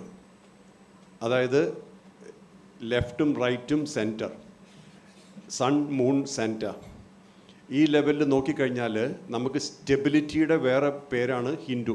അത് ഹിന്ദു മതം എന്നുള്ള ലെവലിൽ എടുക്കുമ്പോൾ അറിയാൻ പറ്റില്ല. അത് ആർക്ക് വേണമെങ്കിൽ ഹിന്ദുവായി ജീവിക്കാം. അത് സ്റ്റേബിളായിരിക്കണം. ആക്സെപ്റ്റൻസ് ലെവൽ, ഭാരതത്തിൻ്റെ ഏറ്റവും വലിയ പൈതൃകം എന്ന് പറയുന്നത് ആക്സെപ്റ്റൻസ് ആണ്. നമ്മളെല്ലാവരെയും ആക്സെപ്റ്റ് ചെയ്യും. ഇവിടെ വന്നിട്ടുള്ള എല്ലാ ആൾക്കാരെയും നമ്മൾ ആക്സെപ്റ്റ് ചെയ്തിട്ടുണ്ട്. അവർക്ക് അവരായിട്ട് ജീവിക്കാനുള്ള റെസ്പെക്റ്റ് കൊടുത്തിട്ടുണ്ട്. അപ്പോൾ ആക്സെപ്റ്റൻസ്, റെസ്പെക്റ്റ്. മൂന്നാമത്തെ കാര്യം റെസ്പോൺസിബിലിറ്റി. നമ്മൾ ഓരോ ചെയ്യുന്ന പ്രവൃത്തികളും നമ്മൾ റെസ്പോൺസിബിൾ ആയിട്ടുണ്ടായിരുന്നു. ഇത്രയും കാലമല്ല, പണ്ട് എത്ര കാലം എടുത്തിട്ടുണ്ടെങ്കിലും അതെ. ഇൻവേഡേഴ്സ് വരുമ്പോൾ പലപ്പോഴും പുറത്തുനിന്നുള്ള ആൾക്കാർ വരുന്ന സമയത്ത് എന്തുകൊണ്ടാണ് നമുക്ക് ഡിഫെൻഡ് ചെയ്യാൻ പറ്റാതിരുന്നത് എന്ന് വിചാരിച്ചാൽ അത് ഫ്രാഗ്മെൻറ്റേഷനാണ് കാരണം. എല്ലാം ഫ്രാഗ്മെൻറ്റഡ് ആയിരുന്നു. അത് നേരത്തെ ഇവർ സംസാരിച്ചില്ലേ, കുട്ടികൾ പറഞ്ഞ പോലെ ഈ ജാതി മതം അത് ഇതെന്ന് പറഞ്ഞിട്ട് കുറേ ഡിവൈഡ് ചെയ്തിട്ട് നമ്മൾ ആൾക്കാരെ വേർതിരിച്ച് കാണാൻ തുടങ്ങുമ്പോൾ അതിൽ വരുന്ന ഒരു മോശം കാര്യം എന്നുള്ളത് ഫ്രാഗ്മെൻറ്റേഷനാണ്. അപ്പോൾ ഇൻഡിവിജ്വൽ ഫ്രാഗ്മെൻറ്റേഷൻ, ആ ഒരു കളക്റ്റീവ് ഫ്രാഗ്മെൻറ്റേഷൻ അല്ലെങ്കിൽ അവർക്കുള്ള ആനുകൂല്യങ്ങൾ, ഇതേപോലത്തെ കാര്യങ്ങൾ വരുന്ന സമയത്ത് നമുക്ക് ലാർജർ യൂണിറ്റിക്ക് ബുദ്ധിമുട്ട് വരും. അത് നമ്മൾ അതിപ്പോൾ അതിൻ്റെ മാറ്റം വരുന്നില്ല. ഇപ്പോൾ ഞാൻ അയോധ്യയിലുണ്ടായിരുന്നു കഴിഞ്ഞ 2-3 ആഴ്ച മുന്നേ. അവിടെ അവരൊരു യജ്ഞം നടത്തി. ആ യജ്ഞത്തിൽ ഒരുപാട് എല്ലാ ജാതി ആൾക്കാരെയും പങ്കെടുപ്പിച്ചുകൊണ്ട് അതിന് ഞാൻ മനസ്സിലാക്കിയത് കുറേ ഒപ്പോസിഷൻ ഉണ്ടായി. പക്ഷേ ഞാനതിൽ പ്രത്യേകിച്ച് പങ്കെടുക്കാൻ കാരണം എന്തായിരുന്നു വെച്ചാൽ ഇതിൽ നമ്മൾ ഒന്നിച്ച് നിൽക്കണം, എല്ലാവരും ഒന്നിച്ച് നിൽക്കണം. ഇപ്പോൾ ഈ സംഭവിക്കുന്ന കാര്യങ്ങൾക്കൊക്കെ ഒരു മറുപടിയാണത്. അതായത് അറിവില്ലായ്മ, എന്താണ് നമ്മുടെ സംസ്കാരം, പൈതൃകം അറിയാതിരിക്കുക, അതിൻ്റെയൊക്കെ ഒരു സ്റ്റെപ്പായിട്ട്. റിച്വൽ ഒരു സൊല്യൂഷനായിട്ടല്ല ഞാൻ പറയണത്, ഒരു ആക്ടിവിറ്റി റിച്വൽ അല്ല സൊല്യൂഷൻ. പക്ഷെ അതിനെക്കുറിച്ച് ഒരു അറിവുണ്ടാവുന്ന സമയത്ത് നമുക്ക് അത് അനുഭവിച്ച് അല്ലെങ്കിൽ ഒരു അനുഭവവേദ്യമായി മാറും. We can experience it. Once you start experiencing it, you will feel connected to it. What you cannot experience, it's very difficult to connect. അതൊരു ബുദ്ധിമുട്ടുണ്ട് നമുക്ക്. അപ്പോൾ നമ്മളൊക്കെ ഹിന്ദുവാണ്. അത് നമ്മുടെ സന്തുലിതാവസ്ഥ, ഈക്വിലിബ്രിയം, അതേപോലെ തന്നെ സ്റ്റെബിലിറ്റി, ഇതെല്ലാം കൊണ്ട് നമ്മൾ വേൾഡിനെ ലീഡ് ചെയ്യാനുള്ള കപ്പാസിറ്റി ഉണ്ട്, നമുക്കുണ്ടത്. അതാണ് ഞാൻ പറയണത്. ഇപ്പോൾ നോക്കിയാണ് നമ്മുടെ ഇവിടുത്തെ എന്തൊക്കെ ലോകത്ത് സംഭവിക്കുന്നുണ്ടെങ്കിലും ഭാരതത്തിന് അതിൻ്റേതായിട്ടുള്ളൊരു സ്റ്റെബിലിറ്റി ഇപ്പോഴും ഉണ്ട്. കാരണം അത്രയും വലിയ പൈതൃകം നമുക്കുണ്ട്.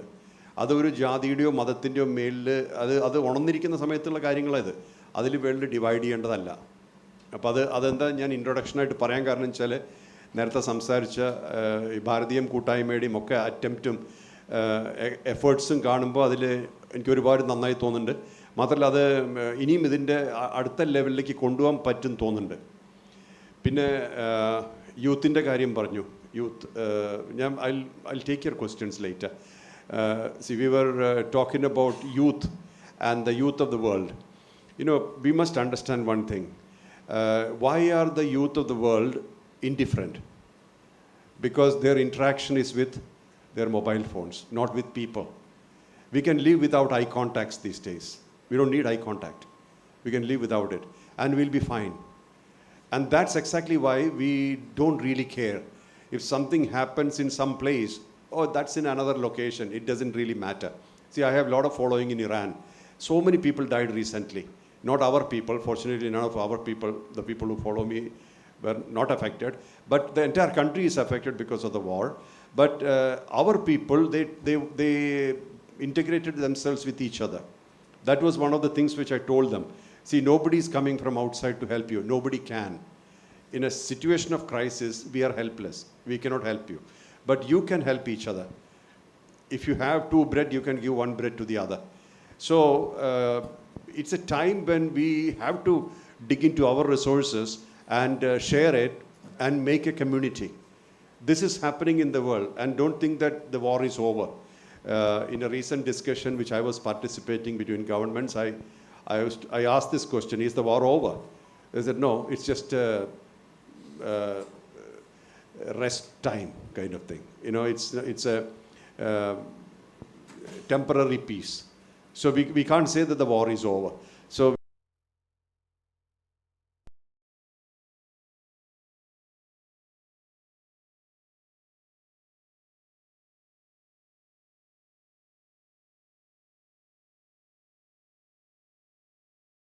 36,500 days. That's it. So we don't have a lot of time here. And we don't have to be proud of what we have collected from here, because all those things we have to leave behind. Nor we have to worry about how people are looking at you when you're doing your good work. Maybe some people may agree, some people may not agree. These two things are always in the world. Some people agree, some people disagree. Some people say you're good, some people say you're bad. That will always be part of it. But we do our thing. We do our job, our dharma we should do. So like there was a conference with some socio-political leaders. I was invited into it. So one of the people asked me from Germany, he said, what's your motivation? I said, Bhagavan Krishna. He landed Kali Yuga. Basically when he decided to complete his avatar and depart from Earth zone physically, he left behind one message. And that message is, be practical. You see? Be practical.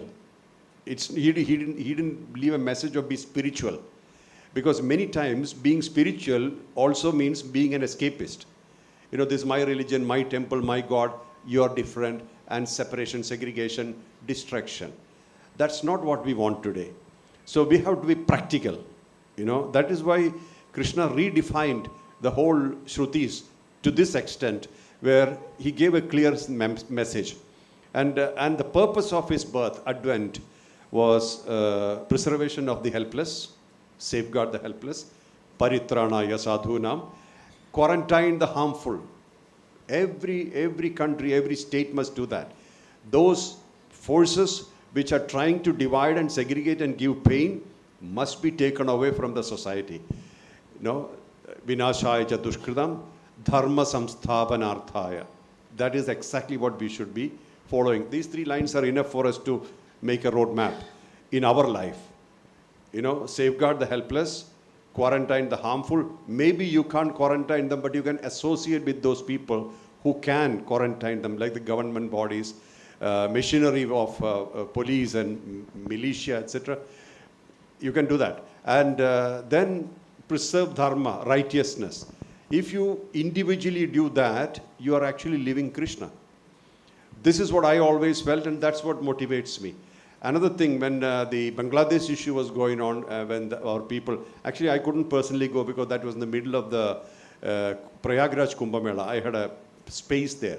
Mohanji village was there, so I couldn't get out. And also, in between, my father expired, so I was away from the whole thing.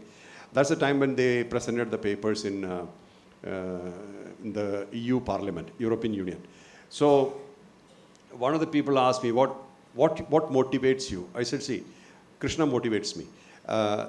What is the thing? I said, the people who perform adharma, those who are unrighteous, people who help those who perform adharma, that means the supporters of the adharmis, and also the people who keep quiet when this is happening, as if it's not my business. They are all adharmis. So those who do it, those who support it, and those who keep quiet, they are all adharmis. So we have to wake up to this. You know, inside us, we have kama, krodha, lobha, moha, mada, matsarya, anger, hatred, jealousy, revenge, ego, all sorts of stuff. In the society also we have this. In our society, we have this. So if you take the whole country, it's like a body. And in this body, there are kama, krodha, lobha, moha, mada, matsarya, all those things. Just like our body. If we have all these things sitting inside us, it's dangerous for us. Because what happens is that we stop seeing the truth. We can't connect to the truth. What is truth? Truth is, you're already liberated. You're existing in liberation. You are unbound. You're unfathomable. That's the truth. Then what's the problem when you have everything is another wall which prevents us from seeing the truth or prevents our visibility. So while we are living our life, it's important that we wake up in the morning and ask ourselves, am I doing what I'm supposed to do? I'm here, and another day is, why I always say we have only about 30,000 days on earth, is because when you start counting your days, you will realize, hey, I don't have a lot of time on earth.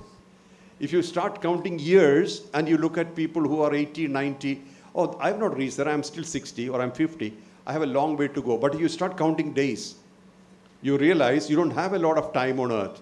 And nobody is too old for an action or for a movement. So, so it's important to count days and say, I have already transcended. 30 years is 30 into 365, gone. 40 into 365, gone. Now I have only less time. Also, in life, effective years are very important to count. Effective years means the time when you don't need any help to survive. You can handle your own life yourself. Handle your life yourself. Those times are very important. Like first 20 years, maybe we needed help from our guardians, parents. The last time also we may need help. So when you are totally free and independent, that's your effective years. How much time we have for that? If you're living about 80 years, remove first 20, that's gone. Then last 20, so it's about 40 years of effective life. So we have to be awake and aware of this. And as I said earlier, nobody is less or more. And please don't think that I have done something great. I don't even feel so. When people say spiritual master, etc., I always feel heavy. Because that's not important. What you give to the world is the only relevance you have. And how long will that relevance last? As long as this beats. So we don't have to really think about greatness, what we get from the world, how people look at it, because that's all distractions. You know, one thing in spiritual practice you need is discipline. And what is spiritual practice? Maintaining your relevance on earth. It's not just giving some money or being present for some pictures. It's actually making transformation in people's lives. I always tell people what I have earned from this earth is my space in the hearts of people. For that, you cannot fake it. You have to really deliver it. If you fake it, it will not work. If people carry you in their hearts, that needs actual work. And you can't really pretend and get that done. So consistent work. Now, don't think that work is ever concluded. The moment you think work is concluded, that means you are stagnated. If you feel that, oh, I have completed it, it's stagnation. It's a continuous process. Today I am alive, tomorrow somebody else will continue it. So like the Angan, the children came here. This was started in Jammu during the time when there was this shooting, terrorist activity. So some people contacted our people and said there are children who don't have anybody. The parents are dead. So we decided to bring them together and take care of them. Then it spilled over to Delhi. Then now we were in 15 places in India. We have these centers. So everything happened organically. I didn't do anything. I didn't make any plan. I didn't have any road. That time I didn't have roadmap. This time also I don't have roadmap. From 2003, we started the Ammukhar activity in Delhi. We wanted to do something in the name of Ammu, who died in 2000, my daughter, in a road accident. So I was really not up to making an organization, nor I was interested in a kind of position where I have to perform all the time. I was practicing silence and I was more busy trying to pursue my inner world. This started when our youth, actually it was all youth. Even now, most of the people who like me are youth. We covered people who are sleeping on the roadside with blankets and we leave. That's what we did. We started in 2003 and it evolved into, now last year we did Annadan worth about 2 crores in Bharat. And that's in many places. We still do. And I'm not saying that I've done something great, but I wanted you to know this. Because see, there is a divine hand. And how did I know about this? I was in 2021. The COVID restrictions were still there. No restaurants were open. The ashrams were not open. There is a culture of wandering monkhood in Bharat. Parivratakas. They were not getting any food. There was no place to get food.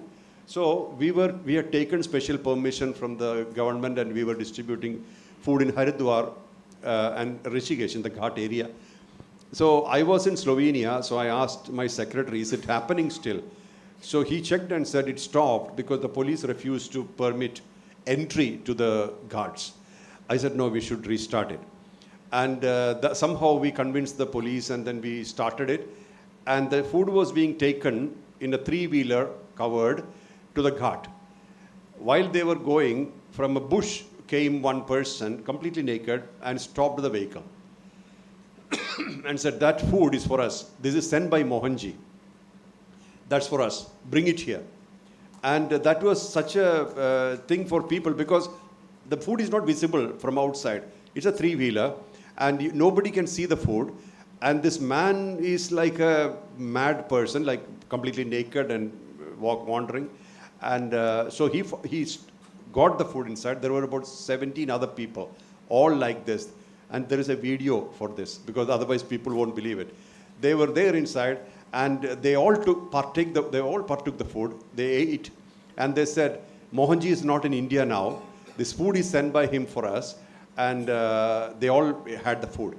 And this came in the media, social media, and our people said, let's do that again.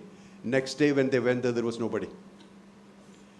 So there is a divine hand, there is a divine thing. So all you need is purity of intention to achieve this divine connection. This is from my life, I'm telling you. What you basically need, I am doing it, I need some name, fame, kind of presence and stuff. It won't work. It will probably work in that level, but from the divinity level, it won't work. If you really want a connection with divinity, purity of intention is essential. You cannot do things for your sake. So this is about Annadan. Now, one more thing about the Guruvayur temple, and then I'll take your questions. I had no plan to make a temple. It was not even in my mind. I was sitting with the Tantri of Guruvayur. So I asked him, is this the same idol which Krishna worshipped in Dwaraka? He said, yes. Is it the same idol that Vasudeva worshipped inside the jail, in the prison, in Mathura? He said, yes. Then why is there no presence of Guruvayoorapan in Vrindavan, Mathura? Then he looked at me and said, will you make a temple? I'll come and do Prana Pratishtha. That was a surprise question. I was not even thinking in those lines. So then I said, okay, I'll make it. I had no resources. I had no money. And then I told Madhu, you saw Madhu there. He's the CEO of my activities. He's from IIT Chennai, and he's from IIM IIT. So I told him, let's buy some land. Try to get some land in Mathura, and then let's see what Vrindavan, and let's do it. So we tried, and he identified land. And 1 year, that transaction didn't happen. Suddenly I thought, why this is not, if it is Guruvayoorapan's plan, it should happen. Why is it not happening? Meanwhile, Tantri had some problem, and he also withdrew. So everything was going wrong. Then I thought, maybe it's my ego. That's why it's not happening. So let's do a prashnam. You know, we have this prashnam. We check the shells and see how it is. Then we checked, and then Guruvayoorapan said, this will happen. This is my temple. You know, I will bring the people. I will bring my people there, and it will happen. And this temple will become one of the most famous temples of the world. It must happen. And I'll go back to Vrindavan as a prince, as a Raja Gopalan. So I was relieved. I'm just an instrument. It's not my ego which is creating the temple. Then things started falling in place. First we bought 3 acres of land. Then we bought another 3 acres. of Guruvayur temple is 4.5 acres total. So we wanted the whole replica. So, but except the pond, the Kanipayur, the Vastu advisor said, you don't need that big. That's about 1.5 acres in Guruvayur, if I'm not right, if I'm not wrong. So we don't need that much. So we created a replica of Guruvayur. That's what we're trying to do. And up to now, we have about 9.5 acres, but that's not enough actually. But still we are there. And we did Shadadhara Pradishta last year. So now we are looking at the main sanctum sanctorum Pradishta next year in February. Hopefully it's all up to him, because it's not our plan. So what I mean to say is that how things evolve, we think that we're doing it. Actually, we're doing nothing. with just being available, just being present, and things are taking its own shape. Now for me, it's like I'm witnessing the show. Most of the time, I'm just watching the show. I don't even feel belong to any activity or any particular level of ownership. It's happening. Let it happen. So that's the feeling I have. I'll take your questions now.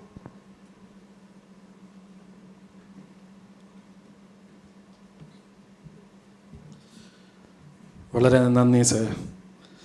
സാറുടെ insights എല്ലാവർക്കും നല്ല രീതിയിൽ മനസ്സിലായി കാണുമെന്ന് വിചാരിക്കുന്നു. ഇത് നമ്മൾ കൂടുതൽ ഇങ്ങനെ ചിന്തിച്ചു കൊണ്ടിരിക്കുമ്പോൾ മാത്രമാണ് നമ്മൾ അതിൽ ഡീപ്പായിട്ട് പോയിട്ട് അതിൻ്റെ അർത്ഥം മനസ്സിലാക്കാൻ നമുക്ക് കഴിയുള്ളൂ എന്നുള്ളതാണ്. സാറുടെ വീഡിയോ ഒരുപക്ഷെ നമ്മൾ യൂട്യൂബിൽ ഇടുന്നുണ്ടാവും. നിങ്ങളിത് വീണ്ടും കേൾക്കണം, വീണ്ടും വീണ്ടും കേൾക്കണം. ഇതിൽ ഓരോ വാചകം നിങ്ങൾ എടുത്ത് നോക്കൂ. അതിൽ ഒരുപാട് അർത്ഥങ്ങൾ നമുക്ക് എടുക്കാൻ കഴിയും. ട്രാൻസ്ഫോർമേഷനെ കുറിച്ചിട്ട് ഡോക്ടർ മോഹൻജി പറഞ്ഞു. വളരെ അത്യാവശ്യമാണ് നമ്മുടെ ജീവിതത്തിൽ. നമുക്ക് വേണ്ടത് മാത്രമാണ് നമ്മൾ എടുക്കേണ്ടത്, വേണ്ടാത്തത് കൊണ്ട് പ്രയോജനമില്ല എന്നതുമാണ് മറ്റൊരു വാചകം. ഇങ്ങനെ ഒരുപാട് വാചകങ്ങൾ പോകുന്നു. കേട്ടിട്ട് നിങ്ങൾക്കും ഉണ്ടാവും എന്തെങ്കിലും ഒരുപാട് മനസ്സിൽ സംശയങ്ങൾ. ഞാൻ കമലയെയും അഖിലിനെയും വിളിക്കുന്നു എന്നെ പറയാൻ വേണ്ടി. Next is the interactive session. In this session, the audience will be given an opportunity to interact with Dr. Mohanji by asking questions related to the session. അടുത്തതായി ഒരു ഇൻട്രാക്റ്റീവ് സെഷനാണ്. ഇവിടെ ഇരിക്കുന്ന ഓഡിയൻസിന് മോഹൻജിൻ്റെ അടുത്ത് ചോദ്യങ്ങൾ ചോദിക്കാം.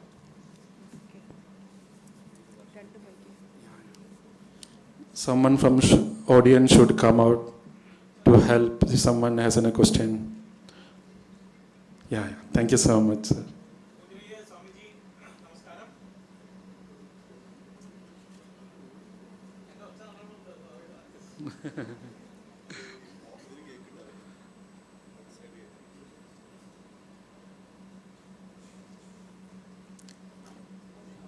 On ചെയ്തു. പൂജനീയ സ്വാമിജി, എൻ്റെയും എൻ്റെ കുടുംബത്തിൻ്റെയും പ്രണാമം. I just heard in your that Guruvayoorapan temple video that Uttara Gita. See, can you put some light on this Uttara Gita? I haven't heard about this Uttara Gita. Thank you. Thank you. Uttara Gita in English or Malayalam? Yeah. See, Uttara Gita has a big relevance. See, Uddhava was a close friend of Lord Krishna. And when he delivered Bhagavad Gita, that was in a completely different environment, completely different purpose. See, a great avatar always talks for the purpose. Nothing less, nothing more. But whatever is explained in Bhagavad Gita is extremely essential for daily existence, daily life. But in Uddhava Gita, it's all for dissolution and liberation. Most of the things he said to Uddhava was, that's not important, it's not important, just get on with relieving yourself so that you don't come back. So from the pure consciousness, Bhagavan, we appeared as an individual unit. Now, what is deluding us is our identity, what we are in this world. All our life, we are cultivating that identity, and that has become a burden. I am so and so, my name is so and so, I am from this place, I am from this lineage, these are my assets, or possession, relation, they all bind you, right? And why we are not attaining liberation? Not because we don't have capacity, because we are not thinking beyond this thing. Our whole identity is depending on relation, possession. These three things are binding us. They are all part of us, that's giving us experience. It's okay, that's fine. But for liberation, it's something else is needed. You need to know the sukshma part also, the metaphysical part. See, we are a combination of sthula and sukshma, physical body, and three processors. Mind that processes emotions, intellect processing information, and ego processing everything connected to your personality. These three processors are continuously working, sourcing from the senses, indriyas. So this is what we are, and we are happy with that. Whole day, whole night, I mean, through life. Now it is time to think about what is powering it. See, this light is there, sound is there. So what is powering these things? Electricity. That thought is not there. So we don't really catch that realm of metaphysical. So Uddhava Gita explains that aspect much better. So it's like a bit, I can't call it advanced. Bhagavad Gita is superb, and it's like a manual of human existence. But Uddhava Gita is more clarifying these points. And it was a friendly communication. Even with Arjuna, it was friendly. It's like a friend's communication, but Bhagavan actually delivered the whole roadmap for human existence in Bhagavad Gita. In Uddhava Gita, it's more personalized. So that's the main difference here. Now, basically, it's a manual of human existence. See, even if for youth, it might be a good idea for them to feel, oh, I have this sthula, which I considered as myself, but it's powered by the sukshma. Like I have the light, but the electricity is the one which is making it alive. Minus electricity, no light. So that feeling is enough.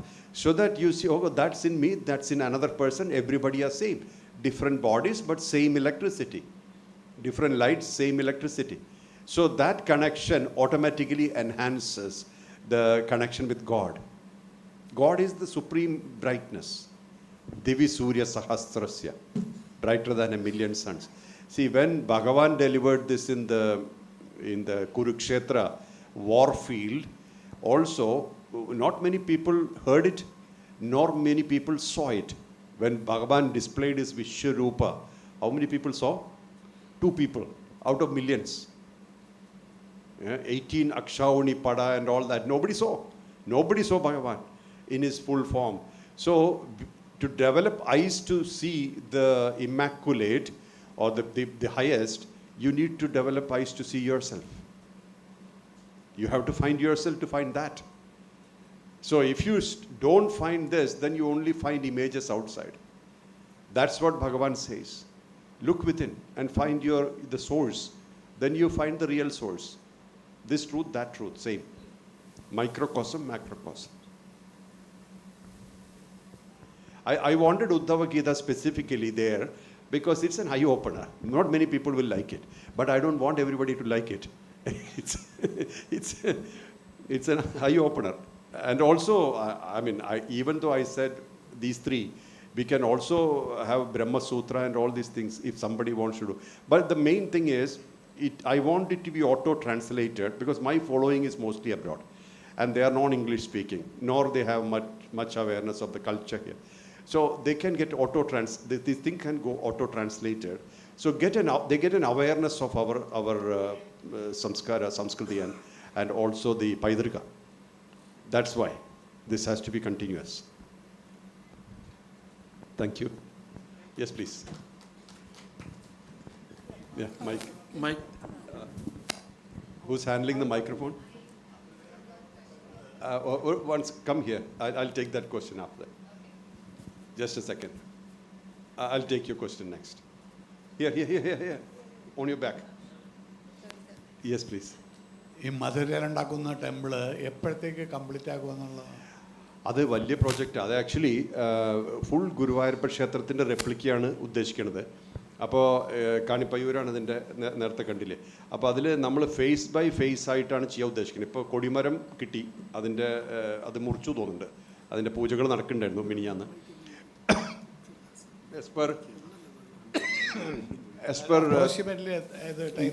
ഫെബ്രുവരി 19, 2027 പ്രാണപ്രതിഷ്ഠ ചെയ്യണമെന്നാണ് ആ കണക്കുള്ളത്. അതായത് അടുത്ത കൊല്ലം.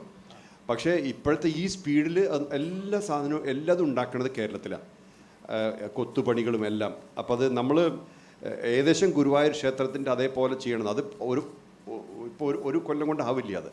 അപ്പോൾ face by face ആയിട്ട് നടക്കണം എന്നുള്ളതാണ്. അപ്പോൾ ഓരോ സ്റ്റേജിലും അത് മുമ്പിലേക്ക് പോകും.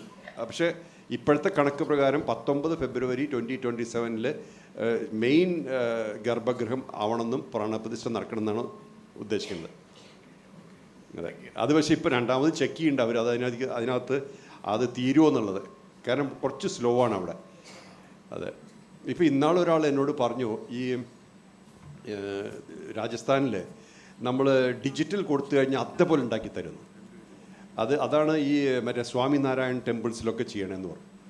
അതൊരു നല്ല ഐഡിയ ആയിട്ട് എനിക്ക് തോന്നി. പക്ഷെ നമുക്കത് കാണിപ്പയ്യൂർ സമ്മതിച്ചാൽ നോക്കാമെന്ന് മാത്രം. അവർക്ക് ഏൽപ്പിച്ചു കൊടുത്തിരിക്കുക. Thank you. ഞാൻ വേറൊരു തമാശ കൂടെ പറയാം അതിൻ്റെ കാര്യത്തിൽ.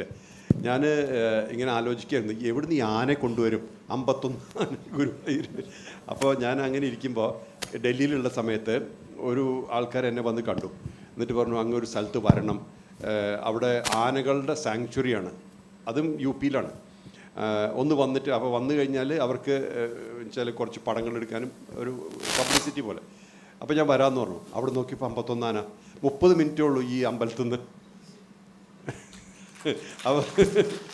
ഗുരുവായൂരപ്പൻ ഫിക്സ് ചെയ്യണ കാര്യങ്ങൾ നോക്കുമ്പോഴേ അത് how it happens. Yes, please. Namaste, Mohanji. Namaste. I have been following spiritual paths quite sincerely for more than 20 years. Yep. As in one tattva abhyasa. And done seva and everything. But now of late I see that I'm just too disconnected from everything. No interest in seva, no interest in anything. Even I have not reached, yet I feel I have lost somewhere. Have I? I really don't know where I am. Mm-hmm. Please correct. You know, these phases do happen. You know, our life is not a straight line. There's always up and down. Vivekananda has said this beautifully. Our life is like a wave. Sometimes we feel very deeply inspired to do so many things. Sometimes we don't feel anything. So we have to ride this wave. So when you are going all the way low, when there is no interest, no inspiration, that time be a witness to it. Don't worry. Don't try to push it. Don't try to change, because then it will be very painful. Also, it can be very distracting. See, at this point in time, I don't feel like going to temple. Don't go. But watch that situation. Okay, today I am like this. I'm not feeling. So everywhere, if you take one step backward and watch your situation, that phase will go. Everything that comes will go. Whatever time brings, time takes. So we must always remember, nothing is permanent. So somebody came to Ramana Maharshi and asked this question. He said, Swami, sometimes I don't feel any interest in anything spiritual. So he asked, do you have interest in eating, drinking? He said, yes. Okay, very good. So is this always like this? He said, no. Some days I have great interest in puja, part, everything. Then he said, do that in that time. Then he said, whatever, when I don't have any interest, don't do it. So basically, if we avoid resistance, acceptance is the next thing. When you have acceptance, you are accepting every situation of yours. Today I feel greatly connected to Bhagavan. I want to do things or want to do seva. Do it. And then when you don't want to do it, don't do it. So there is no resistance within. When you increase resistance, who's affected? You will be affected, because then comes hatred. See, when you push children to do this, you can see them. Children, I never push children to do any ritual, because they don't need to do that. You know, they will find their way. So when you force something, you won't like it after a while. Nothing forced is forceful enough. They distract you, and often they derail you. So it's better to leave it but witness it, and it will change by itself. Yeah, Shanti in the mind. Yes, please. Yeah. Who is next? Yeah. I was listening to your speech, sir, and you realized you spoke about Bangladesh and how there were attacks there. Similarly, in our country, we are the majority here. How can we practice to safeguard the minorities in our country to make sure such a situation does not happen here as well? Well, see, so many situations that we face today has a root. And if you go all the way down to the root, you can see politics involved. Vote bank politics. So why the see, we are all Bharatiyas, right? All the 1.4 billion people are essentially Bharatiyas. We belong to Bharat. First is, we should be feeling like we are Bharatiyas. A bit of feeling belonging here. That has to cultivate through our activity. And second aspect, there was no particular method to bring children to feel proud of the country. We were learning and we were trying to go abroad. But now, as Thampi sir said, a lot of people want to come back here. Because now you see the world not having much stability, Bharat has stability. So we have always nurtured that. Now, one day you cannot make people feel proud of the nation. We have to start working with various, see, like even the great people of our time, nobody is telling them, nobody is knowing.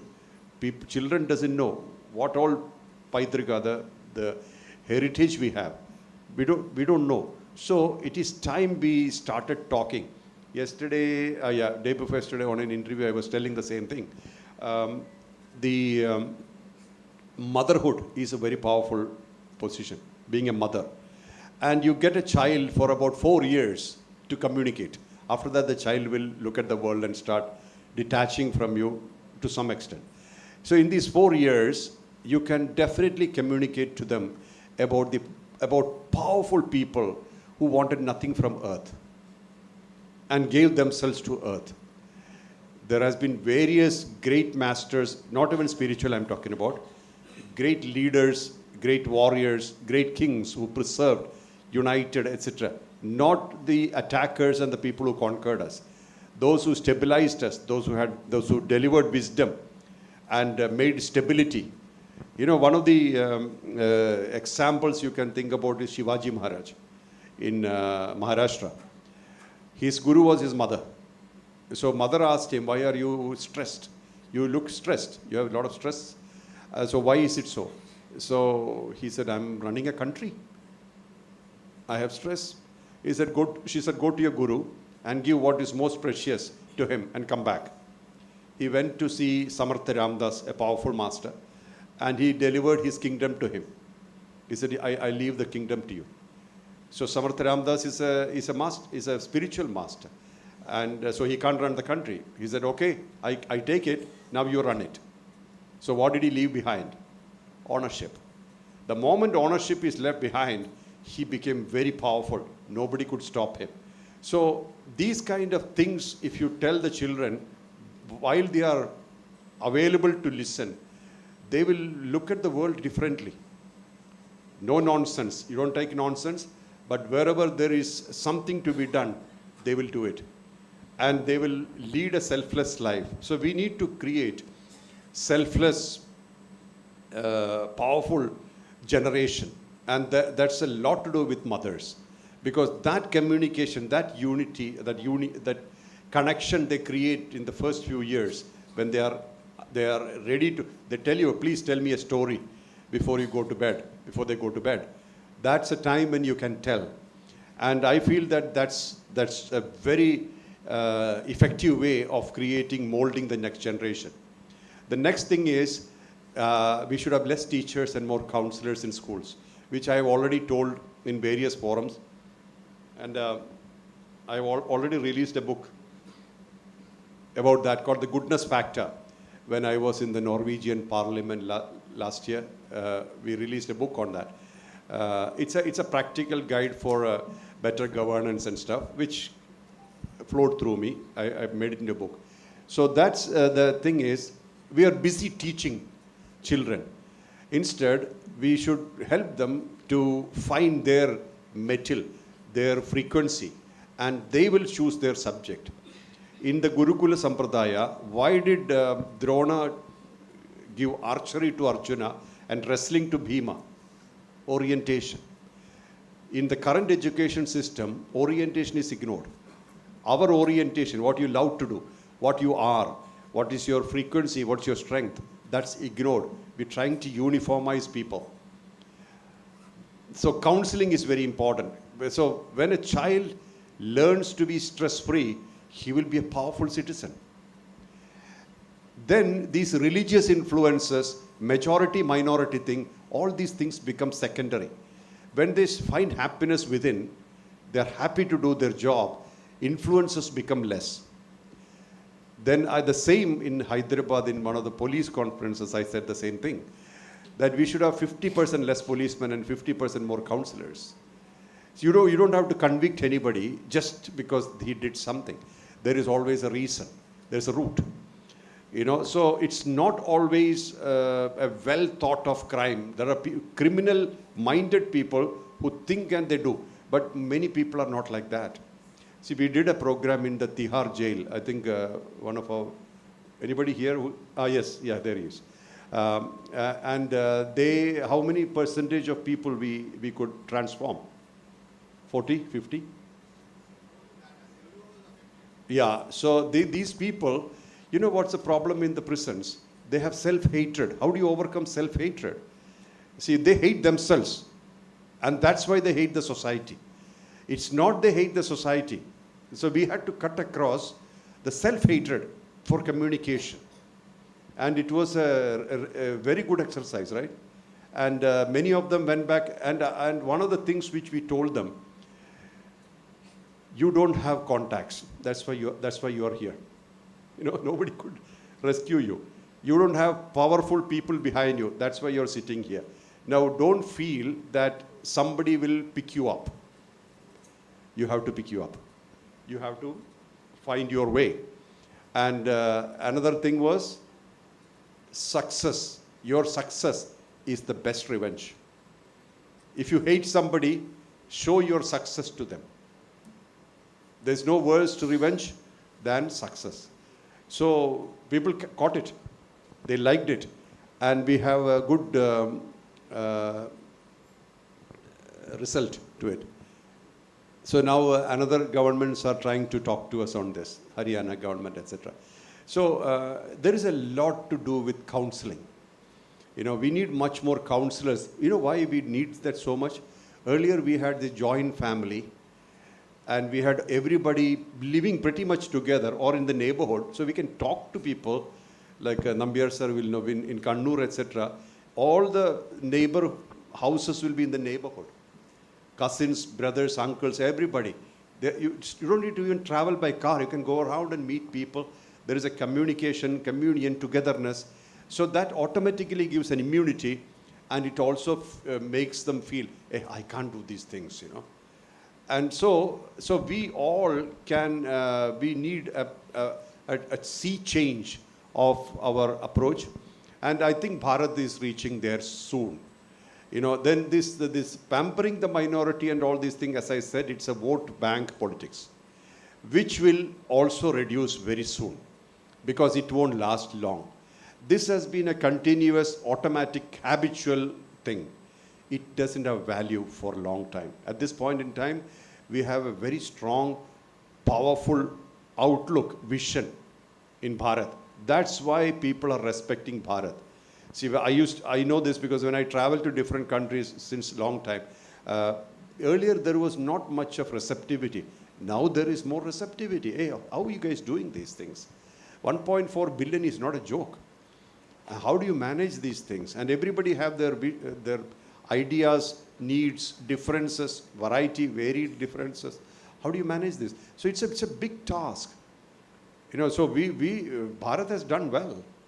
Now we will do more. So this whole minority majority thing, I think it has to reach a certain conclusion or agreement in some way, but we will have to wait and see.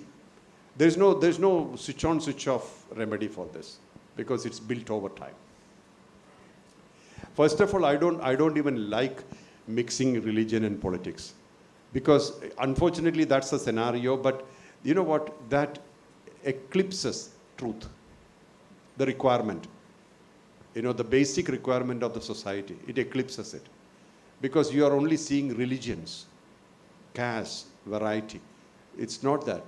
Feelings, emotions, love, requirements. Those are the things which have to be given attention to. Hope I answered this question.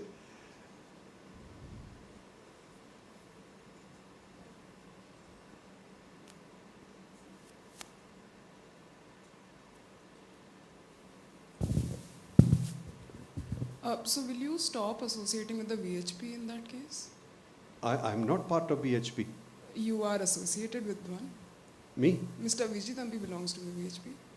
I have many friends in everything. That means I'm part of it. You are associated with it. How do you know? So your poster is right alongside with him. Because of this, you have no idea what is going on. I am in the world. I'm associated. You can see me with Obama. That means I'm part of his party. I spoke in the British Parliament. That means I'm part of that politics, Labour and this thing. I just now, 2 months ago, I spoke in the House of Lords. I'm part of that. We did a procession in front of Peace Parliament. I'm part of the Netherlands politics. I'm participating in many forums. I'm part of all that. I'm called because I have a value in the world. Understand that. There is a value, and value calls you. And how do you know? Do you know how to get the value? When you deliver. Value comes from delivery. Consistency. It's not VHP or anything. I respect VHP. I respect everybody who do good work. I respect everybody who do not divide people based on colors or religion. I respect everybody. You know, I have following in Iran. They are following Islam religion. That means I'm not communicating with them. They love me. They're trying to make, if everything goes well, there will be a center of Mohanji in Iran. I have following in Saudi Arabia. They follow Islam. I have centers in Europe. That's a Christian country. Understood? Because I travel with the family to Kosovo. In the newspaper, it came that a Hindu guru came to Kosovo, and they were desecrating my name.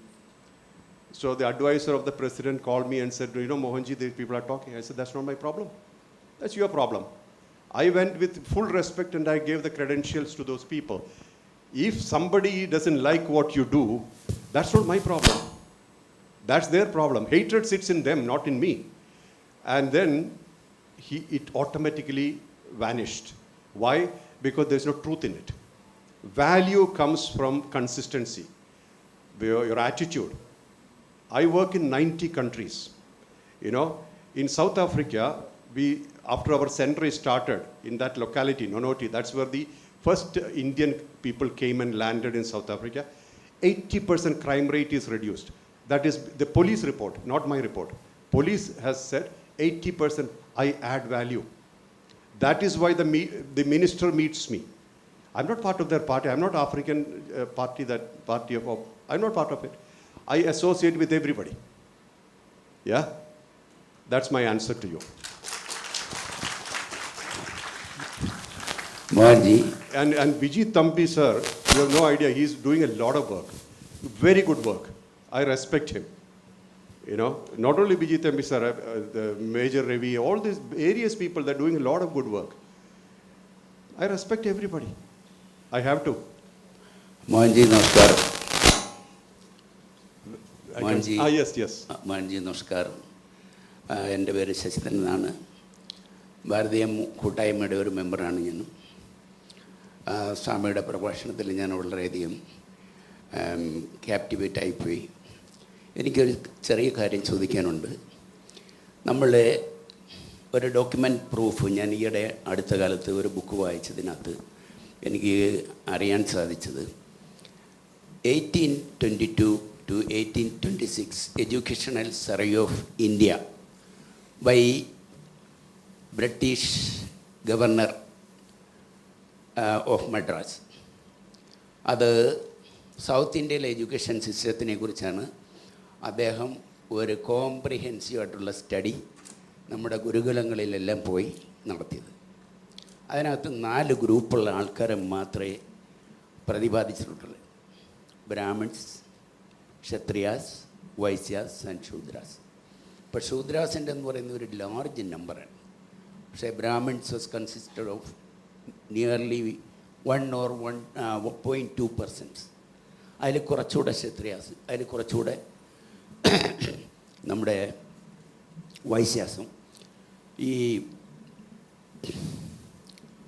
ബാക്കിയുള്ള ശൂദ്ര എന്ന് പറയുന്ന ഒരു community എന്ന് പറഞ്ഞാൽ more than 60 to 70% അവർ പഠിച്ച് ഇട്ടുണ്ടായിരുന്നു ആ വിദ്യാലയങ്ങളിൽ. അതിനുശേഷം ഒരു സിസ്റ്റം ഇവിടെ ചേഞ്ച് ചെയ്യും. ഒരു കാസ്റ്റ് സിസ്റ്റം വന്നും ഇവിടെ പഠിക്കാൻ ഒക്കുന്നില്ല. പിന്നെ നമ്മുടെ ബുക്കുകൾ പിന്നെ ഒന്നും പഠിക്കാൻ പറ്റുന്നില്ല, അല്ലെങ്കിൽ പിന്നെ 4 വേദങ്ങൾ പഠിക്കാൻ ഒക്കത്തില്ല. പഠിച്ചു കഴിഞ്ഞാൽ അവരുടെ ചെവിക്കകത്ത് ഈയം ഒഴിച്ചു വരുന്നു. ഇതിൻ്റെയൊക്കെ സത്യം എന്താണെന്ന് പറയാനൊക്കും? ഒരു ഇപ്പം നമ്മൾ ഈ പോസ്റ്റ് ഇൻഡിപെൻഡൻറ്റ് സിറ്റുവേഷൻസ് ഉണ്ടല്ലോ, അത് ഒരു കാര്യം നോക്കിയാൽ അറിയാം എന്തുകൊണ്ട് ഇത് മെയിൻറ്റെയിൻഡ് ആയി എന്നുള്ളത്. ഇത് മെയിൻറ്റെയിൻ ആവാൻ കാരണം ആൾക്കാർ ഈ ഡിവിഷൻ അതിന് സേഫ് ഗാർഡ് ചെയ്ത് വെച്ചുകൊണ്ടാണ്. ഇങ്ങനെ ഇരുന്ന് കഴിഞ്ഞാലേ വോട്ട് ബാങ്ക് നടക്കുകയുള്ളൂ, വോട്ട് കിട്ടുകയുള്ളൂ. കാരണം ഇലക്ഷൻ, വോട്ട്, പവർ. ഈ പവർ സ്ട്രക്ചറിന് ഒരു ബാക്ക്ഡ്രോപ്പായിട്ട് ഇതേപോലത്തെ കാര്യങ്ങൾ വെച്ചിട്ടുണ്ട്. അതാണ് ഇപ്പോൾ നടക്കുന്നത്. എല്ലായിടത്തും പവർ പൊളിറ്റിക്സ് അല്ലേ ഈ ഫാക്ഷനാക്കി വെച്ചിരിക്കുന്നത്. ശരിക്കും പറഞ്ഞാൽ ഇപ്പോൾ നോക്കൂ, ഏത് സിറ്റിയിലെടുത്താലും നമ്മുടെ അടുത്തുള്ള ആൾക്കാർ ഏത് മതമാണോ ജാതിയാണോ നമുക്ക് പ്രശ്നമുണ്ടോ? ഒരു സിറ്റിയിലും അങ്ങനെയില്ല. ഇപ്പോഴും ഗ്രാമങ്ങളിൽ ഇങ്ങനെ വേർതിരിച്ച് വെക്കുന്നത് അതിന് ആൾക്കാരെ സെലക്റ്റീവാക്കി പൊളിറ്റിക്സിന് വേണ്ടിയിട്ട് യൂസ് ചെയ്യാനാണ്. സത്യം പറഞ്ഞാൽ ഞാനതിൽ ഒരിക്കലും ബിലീവ് ചെയ്യുന്നില്ല. ഞാൻ വിചാരിക്കും, എപ്പോഴും പറയാറുള്ള ഒരു കാര്യമുണ്ട്, നമ്മുടെ ജീവിതം ഇൻഡിവിജ്വലിസ്റ്റിക്കാണ്. ഒറ്റയ്ക്ക് ജനിക്കുന്നു, ഒറ്റയ്ക്ക് മരിക്കുന്നു, ബർത്ത്, ഡെത്ത്. അതിനകത്ത് നമ്മൾ എന്ത് പ്രവർത്തിക്കുന്നു അത് നമ്മുടെ വാല്യൂ, എന്ത് പ്രവർത്തിക്കുന്നില്ല അത് നമ്മുടെ ലോസ്. അത്രയേ ഉള്ളൂ. അതായത് അവൈലബിൾ റിസോഴ്സസും അവൈലബിൾ സ്പേസും വെച്ച് ചെയ്യാവുന്ന കാര്യങ്ങൾ. Have you close the microphone? Yeah. I'll talk to you, but please switch it off because the sound is coming. Yeah. So ഇത് വെച്ച് ചെയ്യണം. പിന്നെ ഈ പണ്ട് കാലത്ത് പല അക്രമങ്ങളും നടന്നിട്ടുണ്ട്. അത് ഒരുപാട് കാര്യങ്ങൾ നടന്നിട്ടുണ്ട്. ഇപ്പോൾ ഗോവയിലും ഇങ്ങനത്തെ സ്ഥലത്തൊക്കെ നടന്നിട്ടുള്ള കാര്യങ്ങൾ ഭയങ്കര ഒരുപാട് ഡിഫറെൻറ്റ് ലെവൽസിൽ പല കാര്യങ്ങളും നടന്നിട്ടുണ്ട്, ഇപ്പോഴും നടക്കുന്നുണ്ട്. ഇപ്പം ഞാൻ പറഞ്ഞില്ലേ, ഇപ്പം നമ്മൾ ഈ സംസാരിച്ചോടിക്കുമ്പോൾ ഇറാനിൽ എത്ര പേരാണ് മരിച്ചത്. എൻ്റെ ഇൻസ്റ്റഗ്രാം അക്കൗണ്ട് ക്ലോസായി ഞാൻ അതിനെ പറ്റി കമൻറ്റ് ചെയ്തിട്ട്. അതായത് ഇറാനിൽ നിരായുധരായ ആൾക്കാരെ വെടിവെച്ച് കൊന്നു 1 ലക്ഷത്തിൻ്റെ അടുത്ത്. ഇതേപോലെ പല ഓപ്പറേഷൻസും സപ്രഷൻസും പല ഇതും നടന്നിട്ടുണ്ട്. നമ്മൾ ഹിസ്റ്ററിയിൽ മുഴുവൻ അതുണ്ട്. ഇത് എപ്പോഴൊക്കെ മനുഷ്യർ സുപ്രീമസിക്ക് ആവശ്യപ്പെടുന്നു, സുപ്രീമസി എന്നുള്ള ഇത് പോയിൻ്റ് വരുന്നോ ആ സമയത്തൊക്കെ ഈ പ്രശ്നമുണ്ട്. അതായത് ഡിവിഷൻസ് ഉണ്ടാക്കും, അവനവൻ്റെ കൂടെ ചേരുന്നവരെ സഹായിക്കും, പുറത്ത് നിൽക്കുന്നവരെ ഉപദ്രവിക്കും. ഈ ഒരു സോഷ്യൽ സ്ട്രക്ചർ എല്ലാ രാജ്യത്തും ഉണ്ട്. നൈജീരിയയിൽ ഇപ്പോൾ സംഭവിക്കുന്നുണ്ട്, ബംഗ്ലാദേശിൽ ഇത് സംഭവിച്ചുകൊണ്ടിരിക്കുന്നുണ്ട്, എല്ലാം ഉണ്ട്. അപ്പോൾ ഈ ഒരു സിസ്റ്റം നമുക്കിപ്പോൾ എന്താണ് പണ്ട് നടന്നതെന്നുള്ളത്, നമുക്ക് ഹിസ്റ്ററിയിൽ നടന്നതെന്നുള്ളത് എത്ര വേണേൽ ഡിഫൈൻ ചെയ്യാം. But that does not define us. ഇപ്പം ജീവിക്കുന്ന നമ്മളെ ഡിഫൈൻ ചെയ്യുന്നില്ല അത്. ബിക്കോസ് ഇത്രയും 300 ചില്ലാനും കൊല്ലം ബ്രിട്ടീഷുകാർ ഭരിച്ചിട്ട് ഈ ലെവലിലെല്ലാം ലൂട്ട് ചെയ്ത് കൊണ്ടുപോയിട്ട് അവർ ഓൾമോസ്റ്റ് റാൻസാക്ഡ് ഭാരത്. ഇതെല്ലാം കഴിഞ്ഞ് നമ്മളിപ്പോൾ എത്തിയില്ല ഇത്രയെങ്കിലും, with all difficulties. 1.4 billion people. It's not easy. അപ്പോൾ നമ്മൾ ഈ സമയത്ത് ഈ സന്ദർഭത്തിൽ എനിക്ക് തോന്നാറുള്ളത്, കഴിയുന്നത്ര ഈ ഹിസ്റ്ററി എന്നുള്ളതിനേലും കൂടുതൽ what you can do now with the current situation, that is more important, individually and collectively. അതാണ് ഞാൻ പറഞ്ഞത്. എല്ലാം നമുക്ക് ചെയ്യാവുന്ന കപ്പാസിറ്റിയിൽ നമ്മൾ ചെയ്യുക. എല്ലാ കാര്യങ്ങളും നമുക്ക് ചെയ്യാൻ പറ്റില്ല, ഒന്നും ചെയ്യാൻ പറ്റില്ല. ഇതാണ് this is my answer. Because എന്തൊക്കെ അക്രമം മുമ്പ് ചെയ്തിട്ടുണ്ടെന്നുള്ളത് ഒരുപാട്. ഇപ്പോൾ ഇതിൽ പറഞ്ഞു, മറ്റേ തമിഴ്നാട്ടിൽ പെരിയാർ ആൾക്കാരുടെ പൂണൂല് കെട്ടിയിട്ട് അത് കട്ട് ചെയ്ത് എത്ര എണ്ണം കിട്ടിയെന്ന് ഓരോ മാസം എണ്ണി നോക്കുന്ന കാര്യങ്ങൾ, ഇതുപോലെ ഒരുപാട് കാര്യങ്ങൾ നടന്നിട്ടുണ്ട്. But that's all history, leave it. Now what we are, now how we are, this is important. ഇതേ സിറ്റുവേഷൻ യൂറോപ്പിലുണ്ട്. യൂറോപ്പിൽ ഈ യുഗോസ്ലാവ് വാറും, first world war, second world war, Yugoslav war, various different wars ഉണ്ട്. TV തുറന്നു കഴിഞ്ഞാൽ ഈ ആൾക്കാർ അത് ചെയ്യാൻ പാടില്ലായിരുന്നു, ഇത് ചെയ്യാൻ പാടുള്ളൂ എന്ന ഡിബേറ്റാണ്. അപ്പം എന്നെ ഒരു ഫോറത്തിൽ വിളിയപ്പോൾ ഞാൻ ആദ്യം പറഞ്ഞൊരു കാര്യമുണ്ട്, നിങ്ങൾ ഈ പാസ്റ്റ് വിട്ടിട്ടില്ലെങ്കിൽ ഫ്യൂച്ചർ പോയി പോകും. അത് നടന്നിട്ടുണ്ട്, അതെല്ലാവരും സഫർ ചെയ്തിട്ടുണ്ട്, സമ്മതിക്കണം. പക്ഷേ what can you do now? Do you want to be a hang over of your past or you want to set a new trend now? This is the only thing we can do.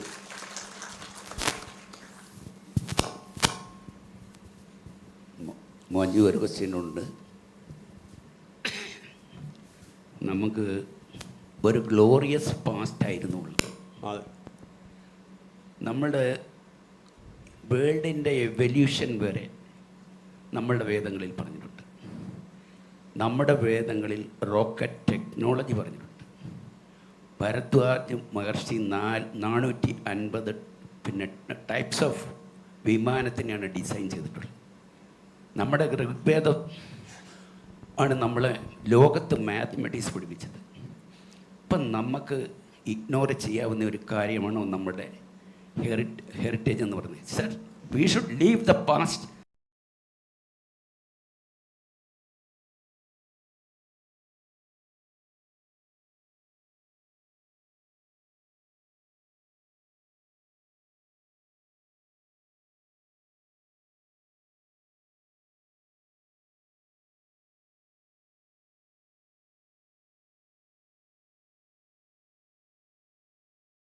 ഇന്ത്യയിലെ തെക്കേ ഇന്ത്യയിലെ 100% education ഉണ്ടായിരുന്നു. North ഇന്ത്യയിൽ 99% ഇത് recorded ഹിസ്റ്ററിയാണ്. ഈ recorded history British library ലണ്ടനിൽ ഇന്നും available ആണത്. അപ്പം ഇവിടെ നിന്ന് നമ്മൾ എത്ര താഴേക്ക് പോകുന്നു, എത്ര താഴെയെന്ന് നമ്മൾ പിടിച്ചു കയറാനായിട്ട് മുകളിലേക്ക് വരുന്നു, കഷ്ടപ്പെടുന്നു. അതിന് നമ്മളിപ്പോഴും സക്സസ്ഫുള്ളായിട്ട് മുന്നോട്ട് വരുന്നുണ്ട്, despite of all the odds we are facing day to day life. അത് കറക്റ്റാണ്. അല്ല, അങ്ങ് പറഞ്ഞതിലൊരു കാര്യം ഞാൻ പറയാം. ഈ പൈതൃകം ഒരിക്കലും വിട്ടുപോകല്ലേ. അതായത് if you deny your roots, you are denying your immunity. നമ്മുടെ വേരുകളുണ്ടല്ലോ, അത് മാറ്റി വെച്ച് കഴിഞ്ഞാൽ ഇമ്മ്യൂണിറ്റിയും പോയി. കാരണം നമ്മുടെ വേരുകളാണ് നമ്മുടെ ശക്തി. അത് വിട്ടിട്ടല്ല ഞാൻ പറഞ്ഞത്. ഈ comparison, negative past, atrocities of past, ഇതുപോലത്തെ കാര്യങ്ങളെക്കുറിച്ചിട്ടുള്ള ഡിസ്കഷൻ കൂടുതലായി കഴിഞ്ഞാൽ അത് ബാഡ് ബ്ലഡ് മാത്രമേ ക്രിയേറ്റ് ചെയ്യുള്ളൂ, ഡിവിഷനെ ക്രിയേറ്റ് ചെയ്യുള്ളൂ. നമ്മളിപ്പോൾ ഡിവിഷൻ ക്രിയേറ്റ് ചെയ്യാനുള്ള ഒരു സ്കോപ്പില്ല ഇവിടെ. യൂണിറ്റിയാണ് വേണ്ടത്, എല്ലാവരും കൂട്ടായ്മ. അതാണ് ഞാൻ പറഞ്ഞ പോയിന്റ്. അല്ലാണ്ട് പൈതൃകം വിട്ട് കളിക്കരുത്. പൈതൃകമാണല്ലോ നമ്മുടെ നിലനിൽപ്പ്, അല്ലെങ്കിൽ അതിൻ്റെ ഇത്രയും വലിയൊരു പൈതൃകം. പക്ഷേ അത് എങ്ങനെ നമുക്ക് ഇപ്പോഴത്തെ കുട്ടികൾക്ക് ഉപകാരപ്പെടാമെന്നുള്ളത് അവർക്ക് റെലവൻ്റ് ആകുമ്പോഴേ വരുള്ളൂ. അത് നമ്മൾ ഇങ്ങനെ ഉണ്ടായിരുന്നു എന്നത് അറിയാം, പക്ഷെ അത് പ്രാക്ടിക്കലി റെലവൻ്റ് ആവുക നമ്മുടെ എഡ്യൂക്കേഷൻ സിസ്റ്റത്തിലുമൊക്കെ വന്നാലേ അവർക്കത് ഉപകാരപ്പെടുകയുള്ളൂ. അപ്പോഴേ അതിന് വാല്യൂ നിലനിൽക്കുകയുള്ളൂ. അല്ലെങ്കിൽ ഉണ്ടെന്നറിയാം, പൈതൃകം അറിയാം, പക്ഷേ ആ ഒരു ഫീലിംഗ് ഓഫ് ബിലോങ്ങിങ് വരണമെങ്കിൽ അത് കൾട്ടിവേറ്റ് ചെയ്യണം, അത് സിസ്റ്റത്തിൽ തന്നെ വരണം. അതാണ് ഞാൻ പറഞ്ഞ point. Thank you. Next question. Yes please. Hello, Guruji. My question is regarding the equality you mentioned in your speech earlier, like how people should treat each other equal on the basis of caste, social backgrounds, etc. But don't you think that's a very idealist approach in a realist world? And a lot of people have to do that for a lot of years, and their words can reach people, and you need to take some action on that part. That is my question. I think that caste and these things has to be ignored now, because we are in a different world. You know, we are coexisting with all types of people, and all people are same, all are relevant. Nobody is higher, nobody is lower, nobody is even equal. All are unique. See, our strength is our uniqueness, and what the world want to see from you is your uniqueness, not what you are as a backdrop. See, nobody really cares about what caste you are from as long as you deliver. You know, every country you go, how they respect you is because of only your delivery. What are you delivering? Are you honest? Are you sincere? Are you consistent? So these things like divisions of various levels, I think it's high time we discarded all this and we focus on togetherness, love, connectivity, and also the stabilizing through our life, through the community. This is what I feel. None of the divisions are worth wasting time on, because if you do that, that itself will occupy. See, as I said, we have about 30,000 days here, and our waking state, the time when we are awake, is only 1/3 of the day, or even more, whatever, half of the day. Let's say half of the day. In this half of the day, what is our mind connected to? That's what we become. Where you park your mind, that you become. So it is important to park your mind on something which is rejuvenative, reinventing, and also good for the world. And you should enjoy, otherwise there's no fun. You should enjoy and the world should be benefited. That is what it is. See, I wake up in the morning and I think, what else can I do for the world? I don't look at who's benefited. See, no tree is worried about who eats its fruits. That's what we do, plantations in the forest in many countries. And one other thing is that it should not be sold. And it's good for birds, animals, people, all the fruit trees. We have done thousands of them. So this is what we do. So we should live like that, I feel. Our religion is the same religion as the sun and the moon and the stars. Humanity is the best religion. So that's what we should look at. And when somebody says otherwise, we should tell them, look here, what do you gain by this? You're only making divisions. Yeah? Next one. Yeah, Next question, please. Conclude that. Yeah.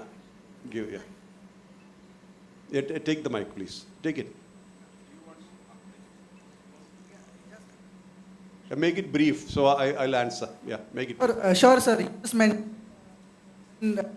you wake up, you should think about what can you do for the world, right? What else can you do? What can you do for the world? But isn't that coming from a position of privilege? Like in the auditorium no, I don't understand. I'm sorry. So I'll repeat my question. When you don't have to think about where your next meal is coming from, or there is no question about your survival, I think that is when we can start thinking about the world. Do you know something? I served in Iraq. 2 of my bodyguards were been kidnapped. My four-wheel drive blew up. I had stayed without food. I'm not talking from the air. I've done this in life. Don't think that I was sitting in some comfortable AC room and creating this. I work with people. See, we just had our program in Cape Town involving all the Adivasis from the world. Raw, in the mud, in the land, see, it's easy to say escape route. Yeah, okay, this is easy. You can sit in white and then talk. But nobody will accept you like that. What do you think? Why people are calling me for programs? Because I add value. People are not stupid. They see what you do. They listen. They understand.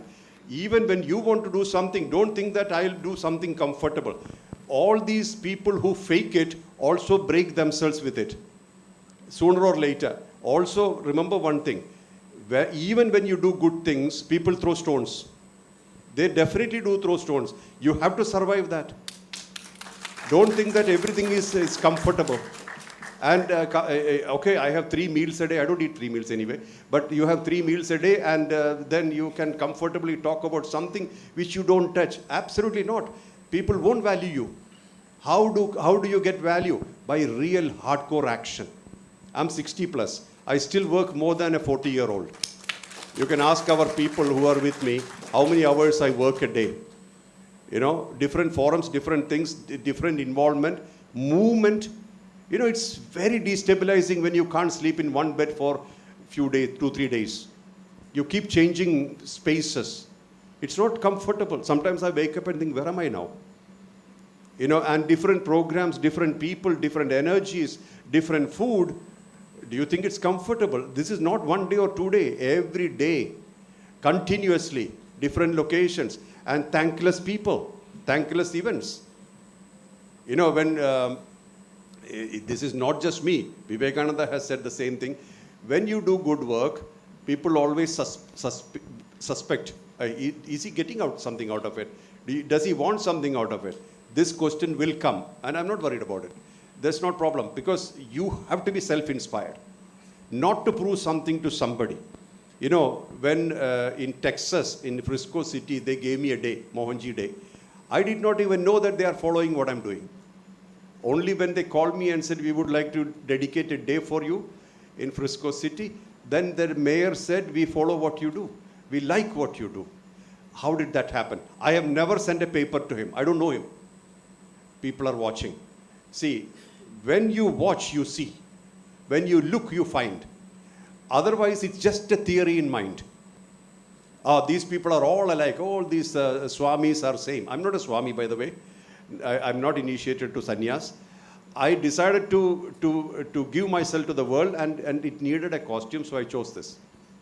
Yesterday, one person asked, why are you wearing white and white? I said, no other color is, I'm not happy with other colors. But I do wear other colors. See, people look at things like that. Not the work you do sometime, but your work speaks, not your mouth speak. You got it? Now, last two more. Yeah, yes, yes. Sir, first of all, really appreciate whatever is done for philosophical upliftment. Maybe people who may not understand philosophy may take the shelter of rituals. Where I hear this is from Swami Chinmayananda, and I have been following his YouTube, yes. That way. But I see a risk here, which is more connected to that lady who was in the corner who was asking. Don't you feel when you're choosing partners or channels, we need to be more careful, otherwise there is a risk of perception? It's a very valid question. People like to put you into frames. Yeah, that's normal in the world. See, the thing is, mind like frames. Mind cannot understand that you can be frameless, but actually you are frameless.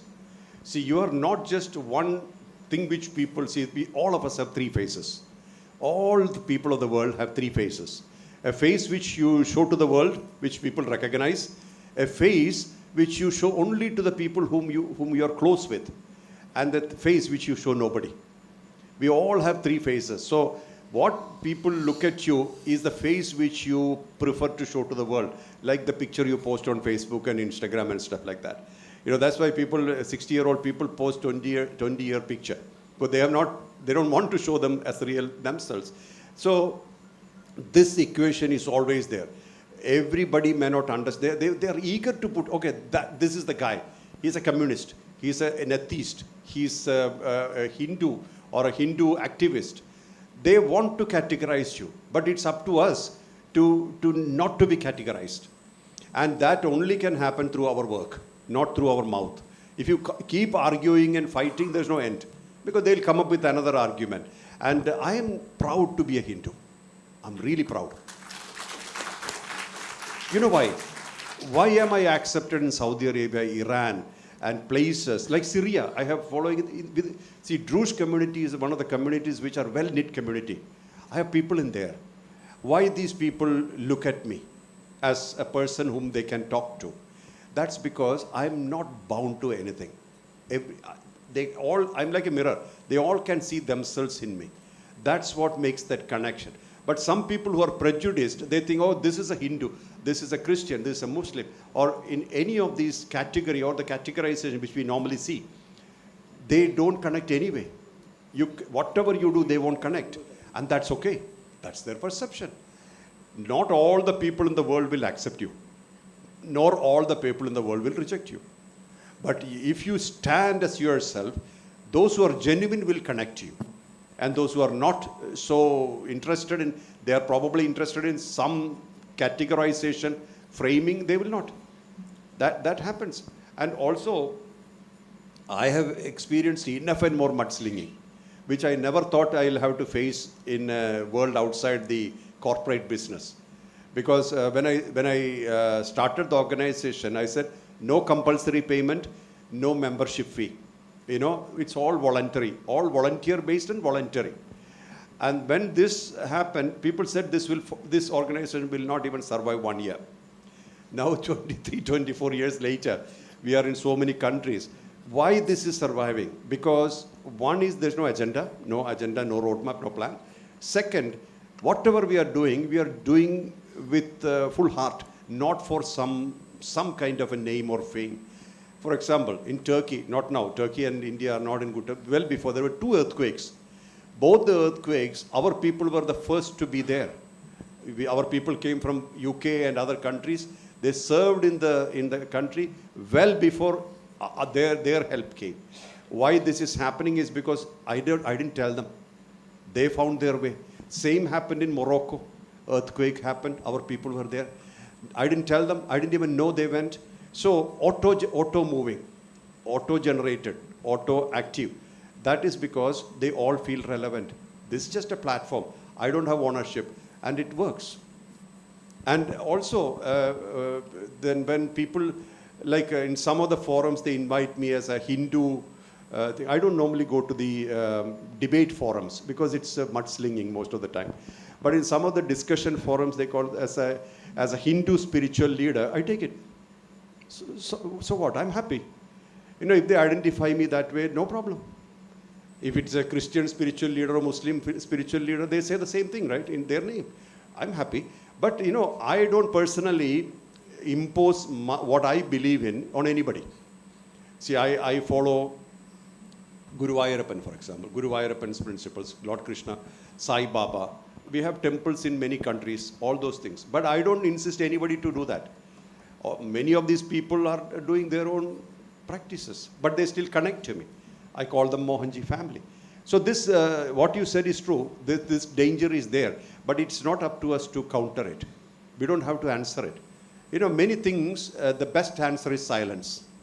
Silence is very powerful, because when we think that everybody's thought can be answered, we are wrong, they are right. Everybody will have thoughts, first level of creation. Opinions, no problem. Let them have opinions, because they are individuals. An individual will have individualistic opinion. I appreciate it, I respect it. That's how it is, but I don't have to answer everything. Okay, final two questions. Okay. Mohanji, pranamam. Where are you? Venugopal. Yes, okay. Yes, sir. My question is, language plays a great role in understanding the culture. Yes. While Yes. Our next generation, we prefer to give English education or foreign language education in India. അതുകൊണ്ട് Indian language പഠിക്കാത്തതുകൊണ്ട് പലർക്കും Indian culture മനസ്സിലാവാതെ Indian കൾച്ചറിൽ നിന്ന് മാറിപ്പോകുന്നുണ്ട്. അതൊരു സത്യമാണെന്ന് ഞാൻ വിശ്വസിക്കുന്നു. അതിനെക്കുറിച്ച് എന്തു പറയുന്നു? അല്ല, അത് ഇപ്പോൾ നോക്കുക, നമുക്ക് ഇപ്പോൾ ഒരുപാട് പേര് പഠിക്കുന്നത് വേറെ കൺട്രീസിൽ പോയി വർക്ക് ചെയ്യാനാണ്. ഇംഗ്ലീഷ് മസ്റ്റാണ്. ചില കൺട്രീസിലൊക്കെ ഇംഗ്ലീഷിനേക്കാളും കൂടുതൽ അതർ ലാംഗ്വേജസും വേണ്ടി വരും. അപ്പോൾ കുട്ടികളുടെ എഡ്യൂക്കേഷനൊക്കെ നമ്മൾ ആ ലാംഗ്വേജിലാക്കുന്ന നമുക്ക് കുറ്റം പറയാൻ പറ്റില്ല. കാരണം it's A question of survival. അപ്പോൾ അവരത് പഠിക്കും, ആ ലാംഗ്വേജിൽ തന്നെ അവരത് ഓരോ ഡിഫറെൻറ്റ് ഇതിൽ പഠിക്കും. പക്ഷേ നമുക്ക് ഒരു സംസ്കൃതി ഉണ്ടല്ലോ, നമുക്ക് സംസ്കാരമുണ്ട്, അത് നമുക്ക് പഠിപ്പിച്ചു കൊടുക്കാൻ എന്നാലും പറ്റും. ബിയോണ്ട് ലാംഗ്വേജ്, നമ്മുടെ പൈതൃകം, സംസ്കാരം, ഇതെല്ലാം ബിയോണ്ട് ലാംഗ്വേജാണ്. ഇതിനൊന്നും ലാംഗ്വേജ് ബാരിയർ ഇല്ല. ഉറപ്പായിട്ടും അത് നമുക്ക് പഠിപ്പിച്ചു കൊടുക്കാൻ പറ്റും. നമുക്ക് ശരിക്കും പറഞ്ഞാൽ നമ്മുടെ പൈതൃകത്തിൻ്റെ ശക്തി പറയുന്നത് ലാംഗ്വേജിൻ്റെ ബിയോണ്ട്. അതിലൊരു എക്സാമ്പിൾ ഞാൻ പറയാം. ആക്സെപ്റ്റൻസ്, എല്ലാവരും അംഗീകരിക്കാനുള്ളൊരവസ്ഥ. ആദ്യം നമ്മളെ തന്നെ തുടങ്ങണം, നമ്മളെ അംഗീകരിച്ച് തുടങ്ങണം, എന്നാലേ മറ്റുള്ളവരെ അംഗീകരിക്കാൻ പറ്റുള്ളൂ. ഇപ്പോൾ ദേഷ്യം നമുക്കുള്ളിലുണ്ടെങ്കിൽ, നമ്മുടെ ഉള്ളിലാണ് ഏറ്റവും കൂടുതൽ ദേഷ്യം, പുറത്തുള്ള ആൾക്ക് അത്രയും കിട്ടില്ല. അതേപോലെ നമ്മുടെ ഉള്ളിൽ സ്നേഹം ഉണ്ടെങ്കിൽ ആ സ്നേഹത്തിൻ്റെ ഫാക്ടറി നമ്മുടെ ഉള്ളിലാണ് പ്രൊഡക്ഷൻ, പുറത്തുള്ള ആൾക്കാർ അത്രയും കാണാൻ പറ്റില്ല. അപ്പോൾ അതേപോലെ നമ്മൾ ചില കാര്യങ്ങൾ ഈ പുറത്തെ ലോകം അകത്തെ ലോകം എന്ന് കുട്ടികൾക്ക് പഠിപ്പിച്ചു കൊടുക്കാൻ പറ്റും. ആ രണ്ട് ലോകത്തിനും നമുക്ക് അതിൻ്റെ സെപ്പറേഷൻ കാണിച്ചു കൊടുക്കാൻ പറ്റും. അങ്ങനെ വന്നു കഴിഞ്ഞാൽ the world outside and the world inside R separate and they have separate distinct existence. And once you come to or experience that, then they will learn to go within when they don't have to be outside. Like I was explaining to this gentleman now, you can be silent. We have learned to be silent at places where we don't need to speak. അപ്പോൾ നമുക്ക് പൈതൃകത്തിൻ്റെ പല വശങ്ങളും നമുക്ക് inculcate ചെയ്യാൻ പറ്റും. അത് rituals ആവണമെന്നില്ല, പൂജ ചെയ്യുക അല്ലെങ്കിൽ മറ്റുള്ള അങ്ങനെ ആവണമെന്നില്ല. How to live the life. You speak where you have to speak, don't speak when you don't have to. This is a good method. Every place you don't have to speak, and every question you don't need to answer. Likewise, your stability is the most important thing. അത് ഒരു കാരണവശാലും കൈവിട്ട് പോലെ ഒരു സ്പേസോ ഒരു റിലേഷൻഷിപ്പോ ഈ സ്റ്റെബിലിറ്റിയെ ബാധിക്കുന്നുണ്ടെങ്കിൽ അത് avoid ചെയ്യുക തന്നെ വേണം. കാരണം നമ്മൾ കാത്തു സൂക്ഷിക്കണം നമ്മളെ. അങ്ങനെ വന്നാൽ മാത്രമേ നമ്മുടെ സ്റ്റെബിലിറ്റി അത് നമ്മുടെ ഫാമിലിക്ക് ആദ്യം കിട്ടും, അത് കഴിഞ്ഞ് സൊസൈറ്റിക്ക് കിട്ടും. സന്തുലിതാവസ്ഥ. അപ്പോൾ ഇത് നമ്മൾ എന്തായാലും നമ്മുടെ ലൈഫിൽ കാണിച്ചു കൊടുത്തിട്ട് തന്നെ പറയണം. People should come and ask you, hey, how are you so cool? Situations are not right, but how are you cool? അതെന്താ കാരണം വെച്ചാൽ it doesn't really matter what happens in the outside world. Are you good here? Are you fine inside? So this is your private property, inside world. നമ്മുടെ പൈതൃകത്തിൽ അല്ലെങ്കിൽ നമ്മുടെ സംസ്കാരത്തിൽ ഇത് distinction ഉണ്ട്, inner world outside world. ഇതൊക്കെ നമുക്ക് തീർച്ചയായിട്ടും പറഞ്ഞു കൊടുക്കാം. അതിന് ലാംഗ്വേജ് ബാരിയറേ ഇല്ല, ലൈഫിൽ കാണിച്ചു കൊടുക്കാം. And many things in life you have to live and prove, not speak. ഞാൻ ഒരുപാട് ലെക്ചറിൽ വിശ്വസിക്കാത്ത ആളാണ്.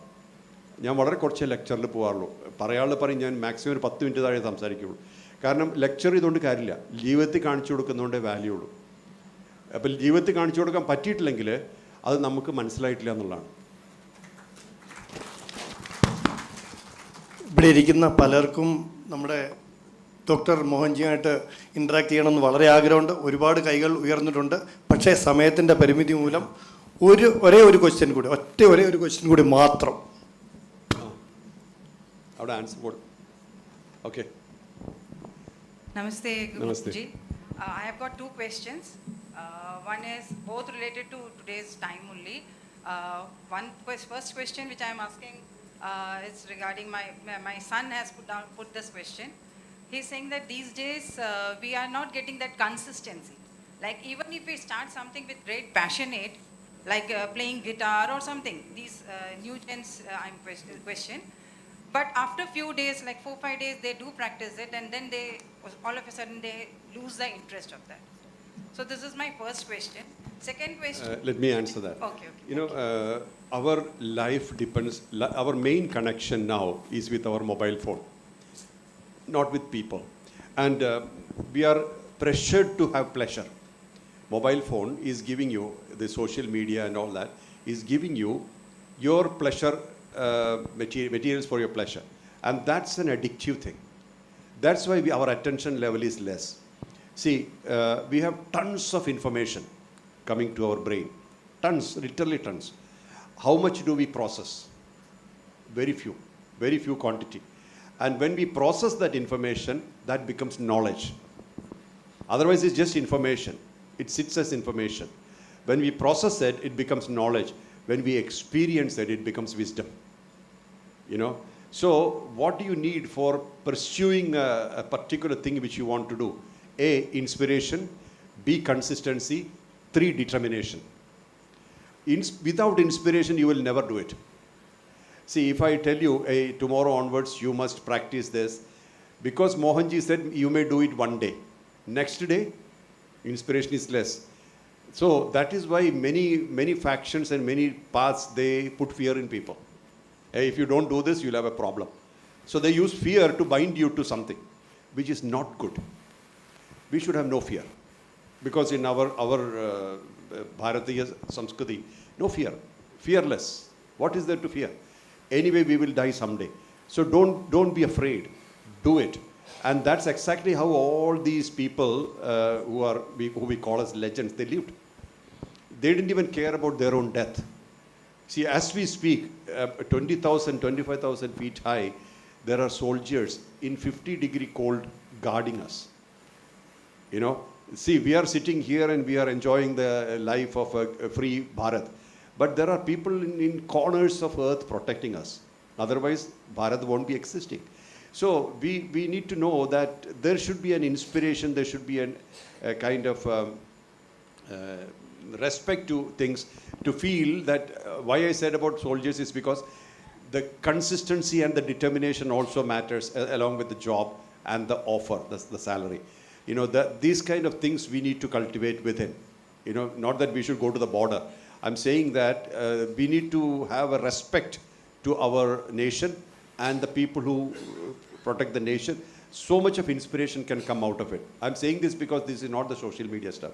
The experience that you derive from our daily life. So definitely inspiration is needed, and determination is needed, and all these things has to happen from within. Now, why do somebody drop something? I dropped. Why? Because many times we taste a food, then only we know that food is not suitable. If you really love something, you will not stop it. And that love should be connected to your orientation, how you are. See, we look at the world as how we are. How we are. We look at the world as how we are, not as the world, how the world is.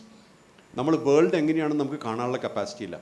നമ്മൾ എങ്ങനെയാണോ അതേപോലെ നമ്മൾ ലോകത്തെ കാണുന്നത്, അതേപോലെ നമ്മൾ ലോകത്തെ വിലയിരുത്തുന്നത്. So this thing. So somebody is playing guitar, so I also try to play guitar, but it's not my cup of tea, so I don't do it. അതുകൊണ്ടാണ് പറഞ്ഞത് പിന്നെ അർജുനന് കോൺസെൻട്രേഷൻ വളരെ കൂടുതലായിരുന്നു, അതുകൊണ്ട് ദ്രോണർ അദ്ദേഹത്തിന് ആർച്ചറി പഠിപ്പിച്ചു. അതേസമയത്ത് ഭീമന് ശക്തി വളരെ കൂടുതലായിരുന്നു, അതുകൊണ്ട് അദ്ദേഹത്തിന് റെസ്ലിംഗ് പഠിപ്പിച്ചു. And both became successful because their individual orientation suited the archery as well as wrestling. Individual orientation, how they are. So this is one of the things. So you should check whether this thing suits you. And also, sometimes you feel, I have so many things to study, I have so many things to do. Why should I waste my time on something like this? Yesterday I was telling these people, the Instagram is closed. So I said, I'm happy, that much time is saved. So it's all distraction for me. So this is what I'm saying. So are you doing this thing mechanically, habitually, or with pleasure?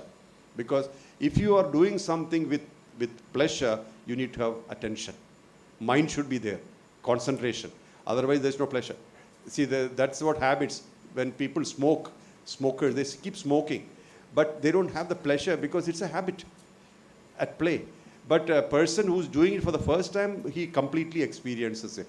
Second time, maybe not. So this is the point here. So if you don't like it, drop it. No problem. I even tell children about courses. Some courses, oh, we tried this course, it's not working, what should I do? I said, drop it, get another one. And maybe you have to do a bit of trial and error before you can find it. Because you're actually using the information from your friends or relatives to choose a course. And maybe that course is not good for you. Drop it, no problem. You know, life is like that. It's only about 30,000 days. Don't worry about it too much. Second. Thank you so much, One more everyone. question. She has one more. Yeah. Yeah. Can I?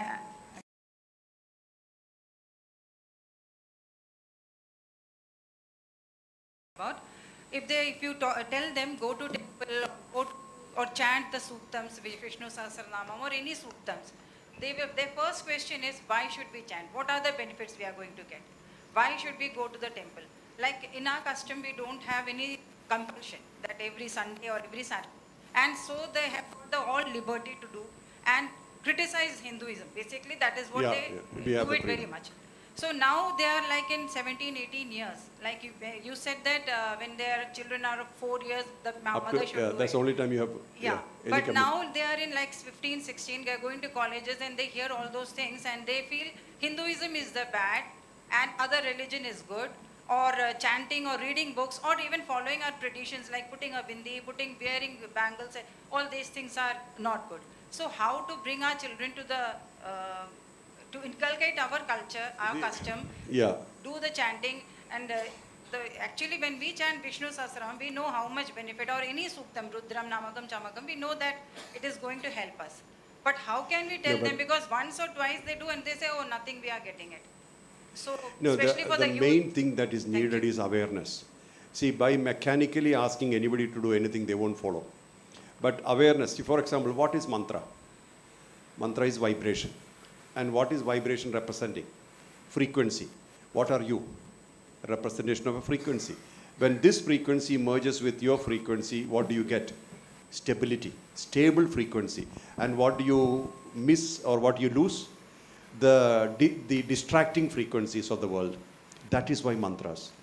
That is, world is full of variety frequency. Anger, hatred, jealousy, kama, krodha, lobha, moha, mada, matsarya, all things are there in the world.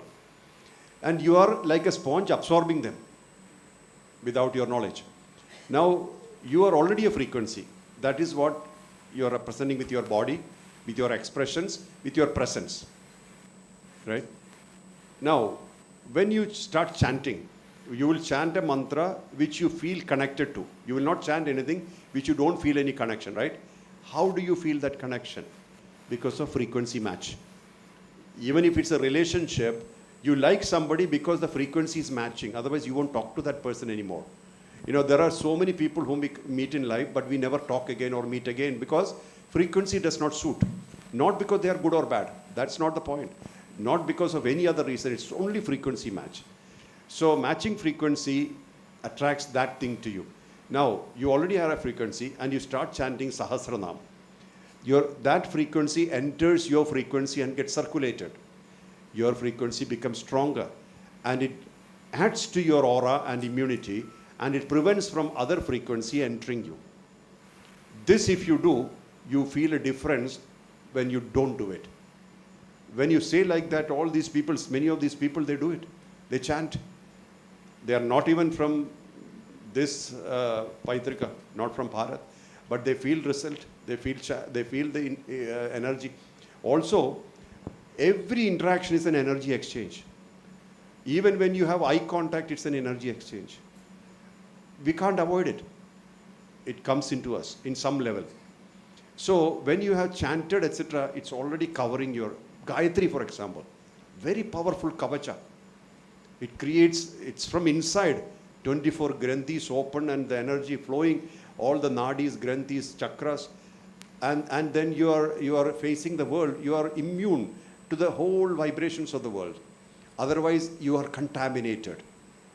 Such information should go to children. They will understand. And you say, don't follow it, but you practice this couple of days and don't practice it and see the difference.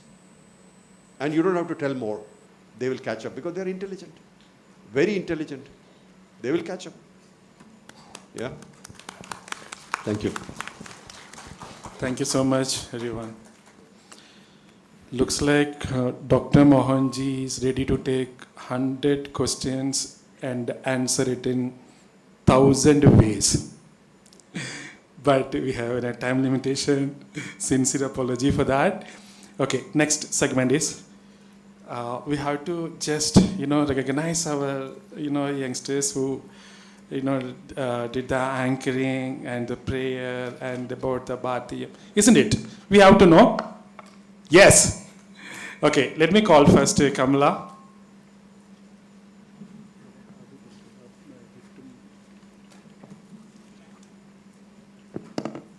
Dr. Mohanji will gift, Kamala.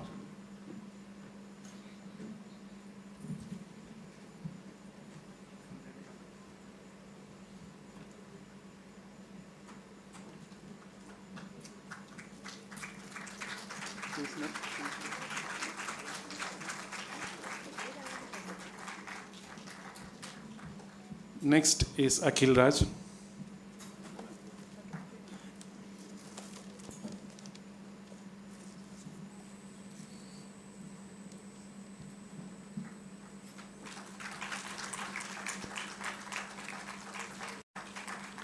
Next is Lakshmi.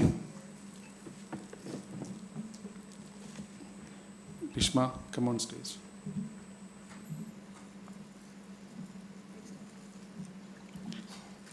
Next is Ashwati.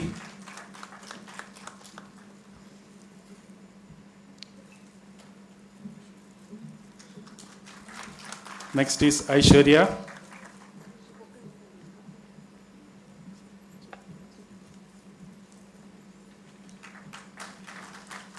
And next is Grishma.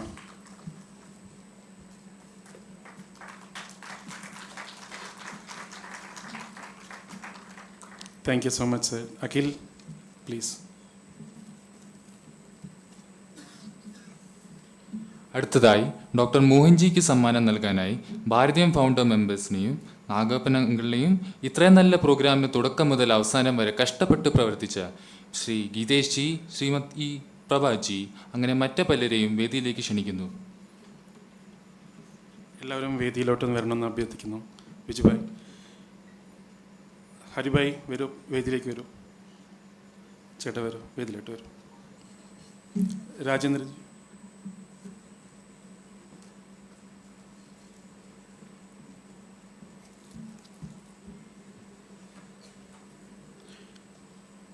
നോയിഡയിൽ നിന്ന് വന്നിട്ടുള്ള team members ആരെങ്കിലും ഉണ്ടോ?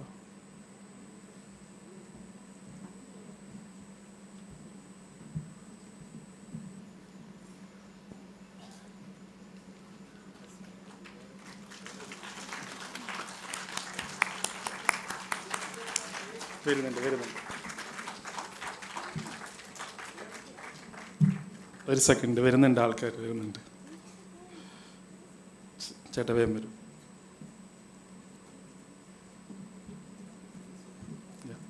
ഒരു ഫോട്ടോഗ്രാഫും കൂടി, one more photograph.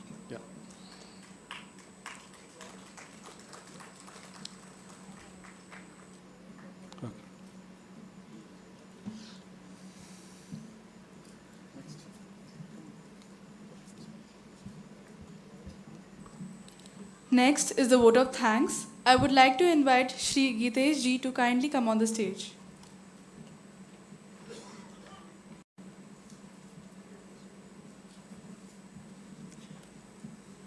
Thank you. Namaste. Respected Brahmarishi Dr. Mohanji, distinguished guests, respected elders, dear brothers and sisters, and all our young audience. It's my proud privilege to propose the vote of thanks on this auspicious occasion. First and foremost, I offer our deepest gratitude to our revered Guru, Brahmarishi Dr. Mohanji. Sir, your presence, guidance, and blessings have truly elevated this event and inspired all of us. Your motivational words have given new lease of life to our youngsters.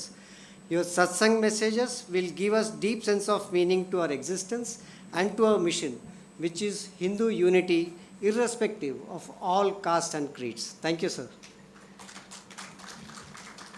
Next, I extend my heartfelt gratitude to Sri Vijithambi sir for making this program possible. Without him, this program wouldn't have been possible at all.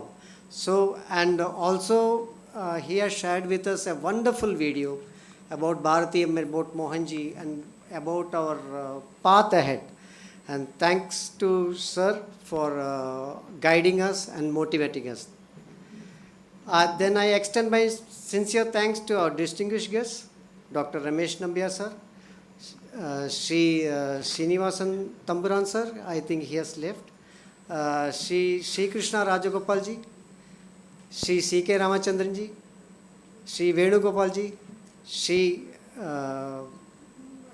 Sri Babu Nambiar ji, I think he is not here right now, for taking out time from the very busy schedules and gracing this occasion and supporting us in every possible way, especially with your presence. My heartfelt appreciation goes to Mohanji's Youth Club team, Mohanji's staff, and Mohanji Ka Angan team for their wonderful support. Thank you Pooja ji and Arushi ji for working along with us tirelessly to make this program a grand success.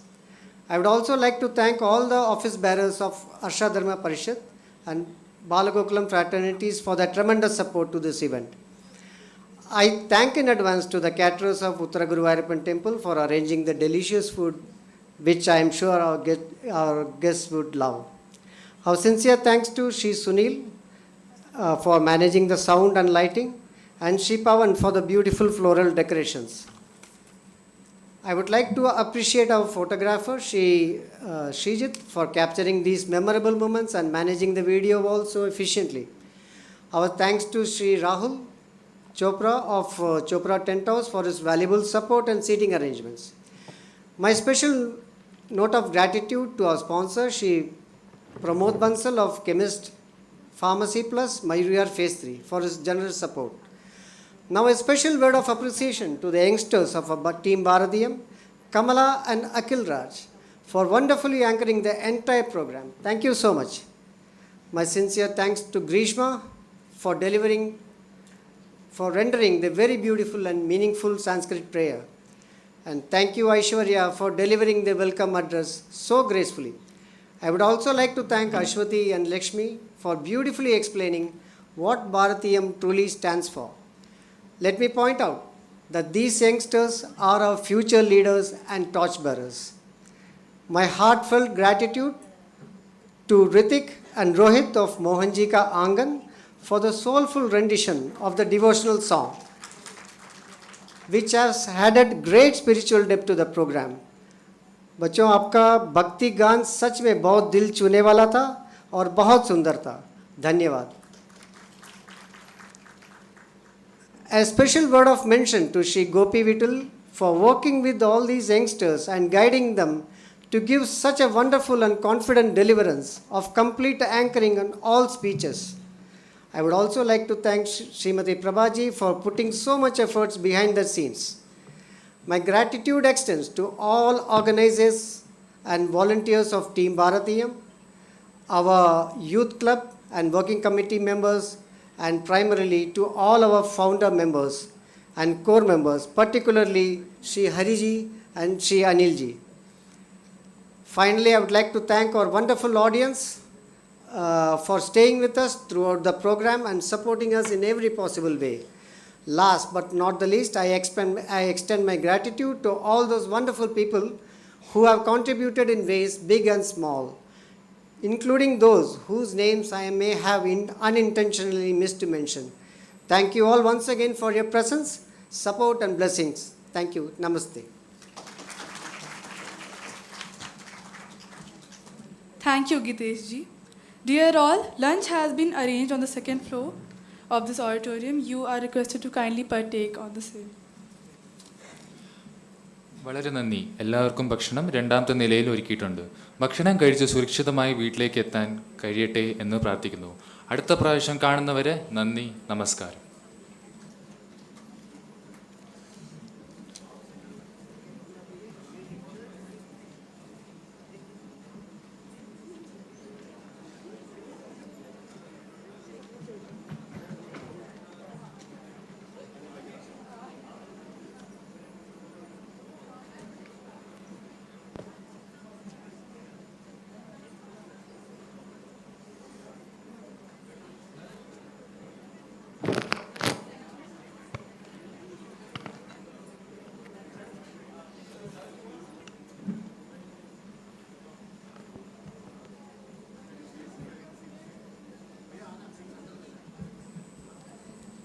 Whoever want to take photograph can step up on stage.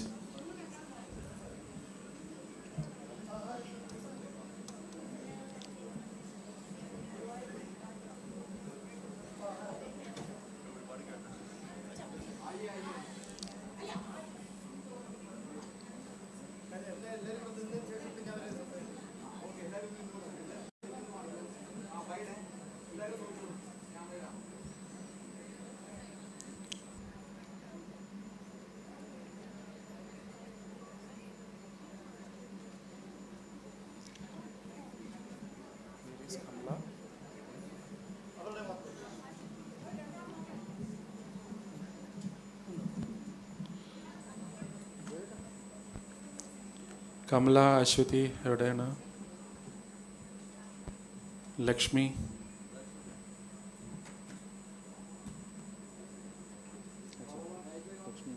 Greeshma, Aishwarya എവിടെ?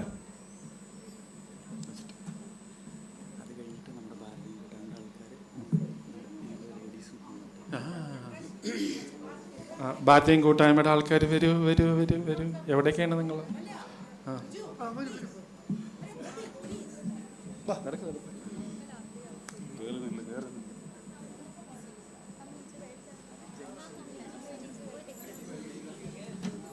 നമുക്ക് അങ്ങനെ ചെയ്താലോ? ആദ്യം ജെൻസിൻ മാത്രം, പിന്നെ ladies. അങ്ങനെയല്ലേ? അങ്ങനെ ചെയ്യാം. ആദ്യം ജെൻസിനായിക്കോട്ടെ, അല്ലെങ്കിൽ ലേഡീസ് ആയിക്കോട്ടെ, എങ്ങനെ വെച്ചാൽ. ആ ലേഡീസ് ഫസ്റ്റ് എന്ന് പറയുന്നത്. അപ്പോൾ ലേഡീസിന് ഫസ്റ്റ്. ഡോക്ടർ മോഹൻജിയുടെ കൂടെ ഫോട്ടോഗ്രാഫ് ലേഡീസിന് ഫസ്റ്റ്. ഗ്രീഷു,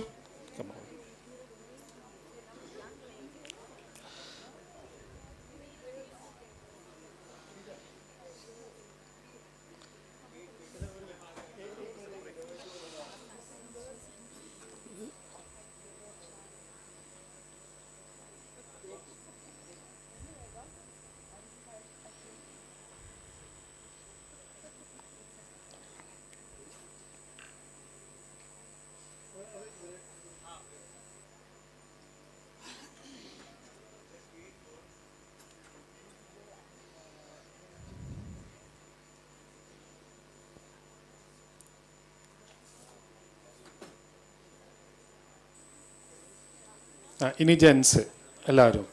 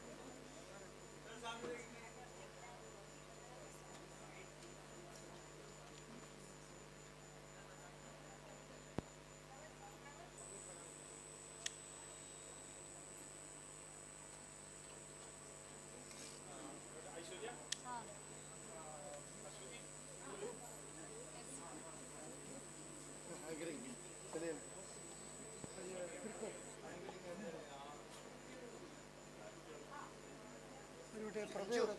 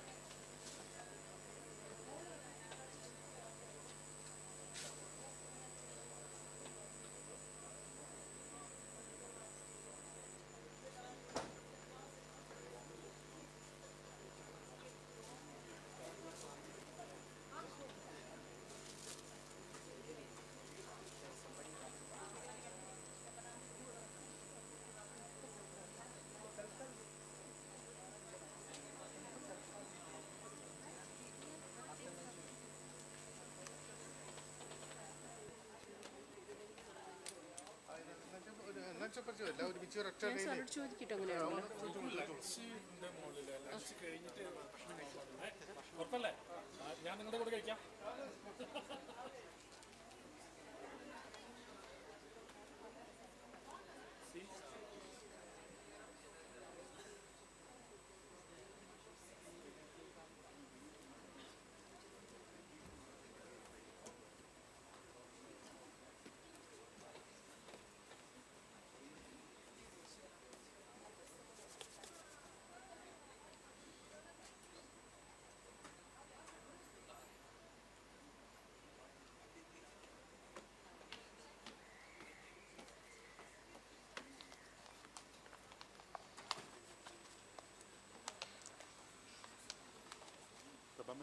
നിങ്ങളുടെ കൂടെ മുന്നോട്ട് വേണം.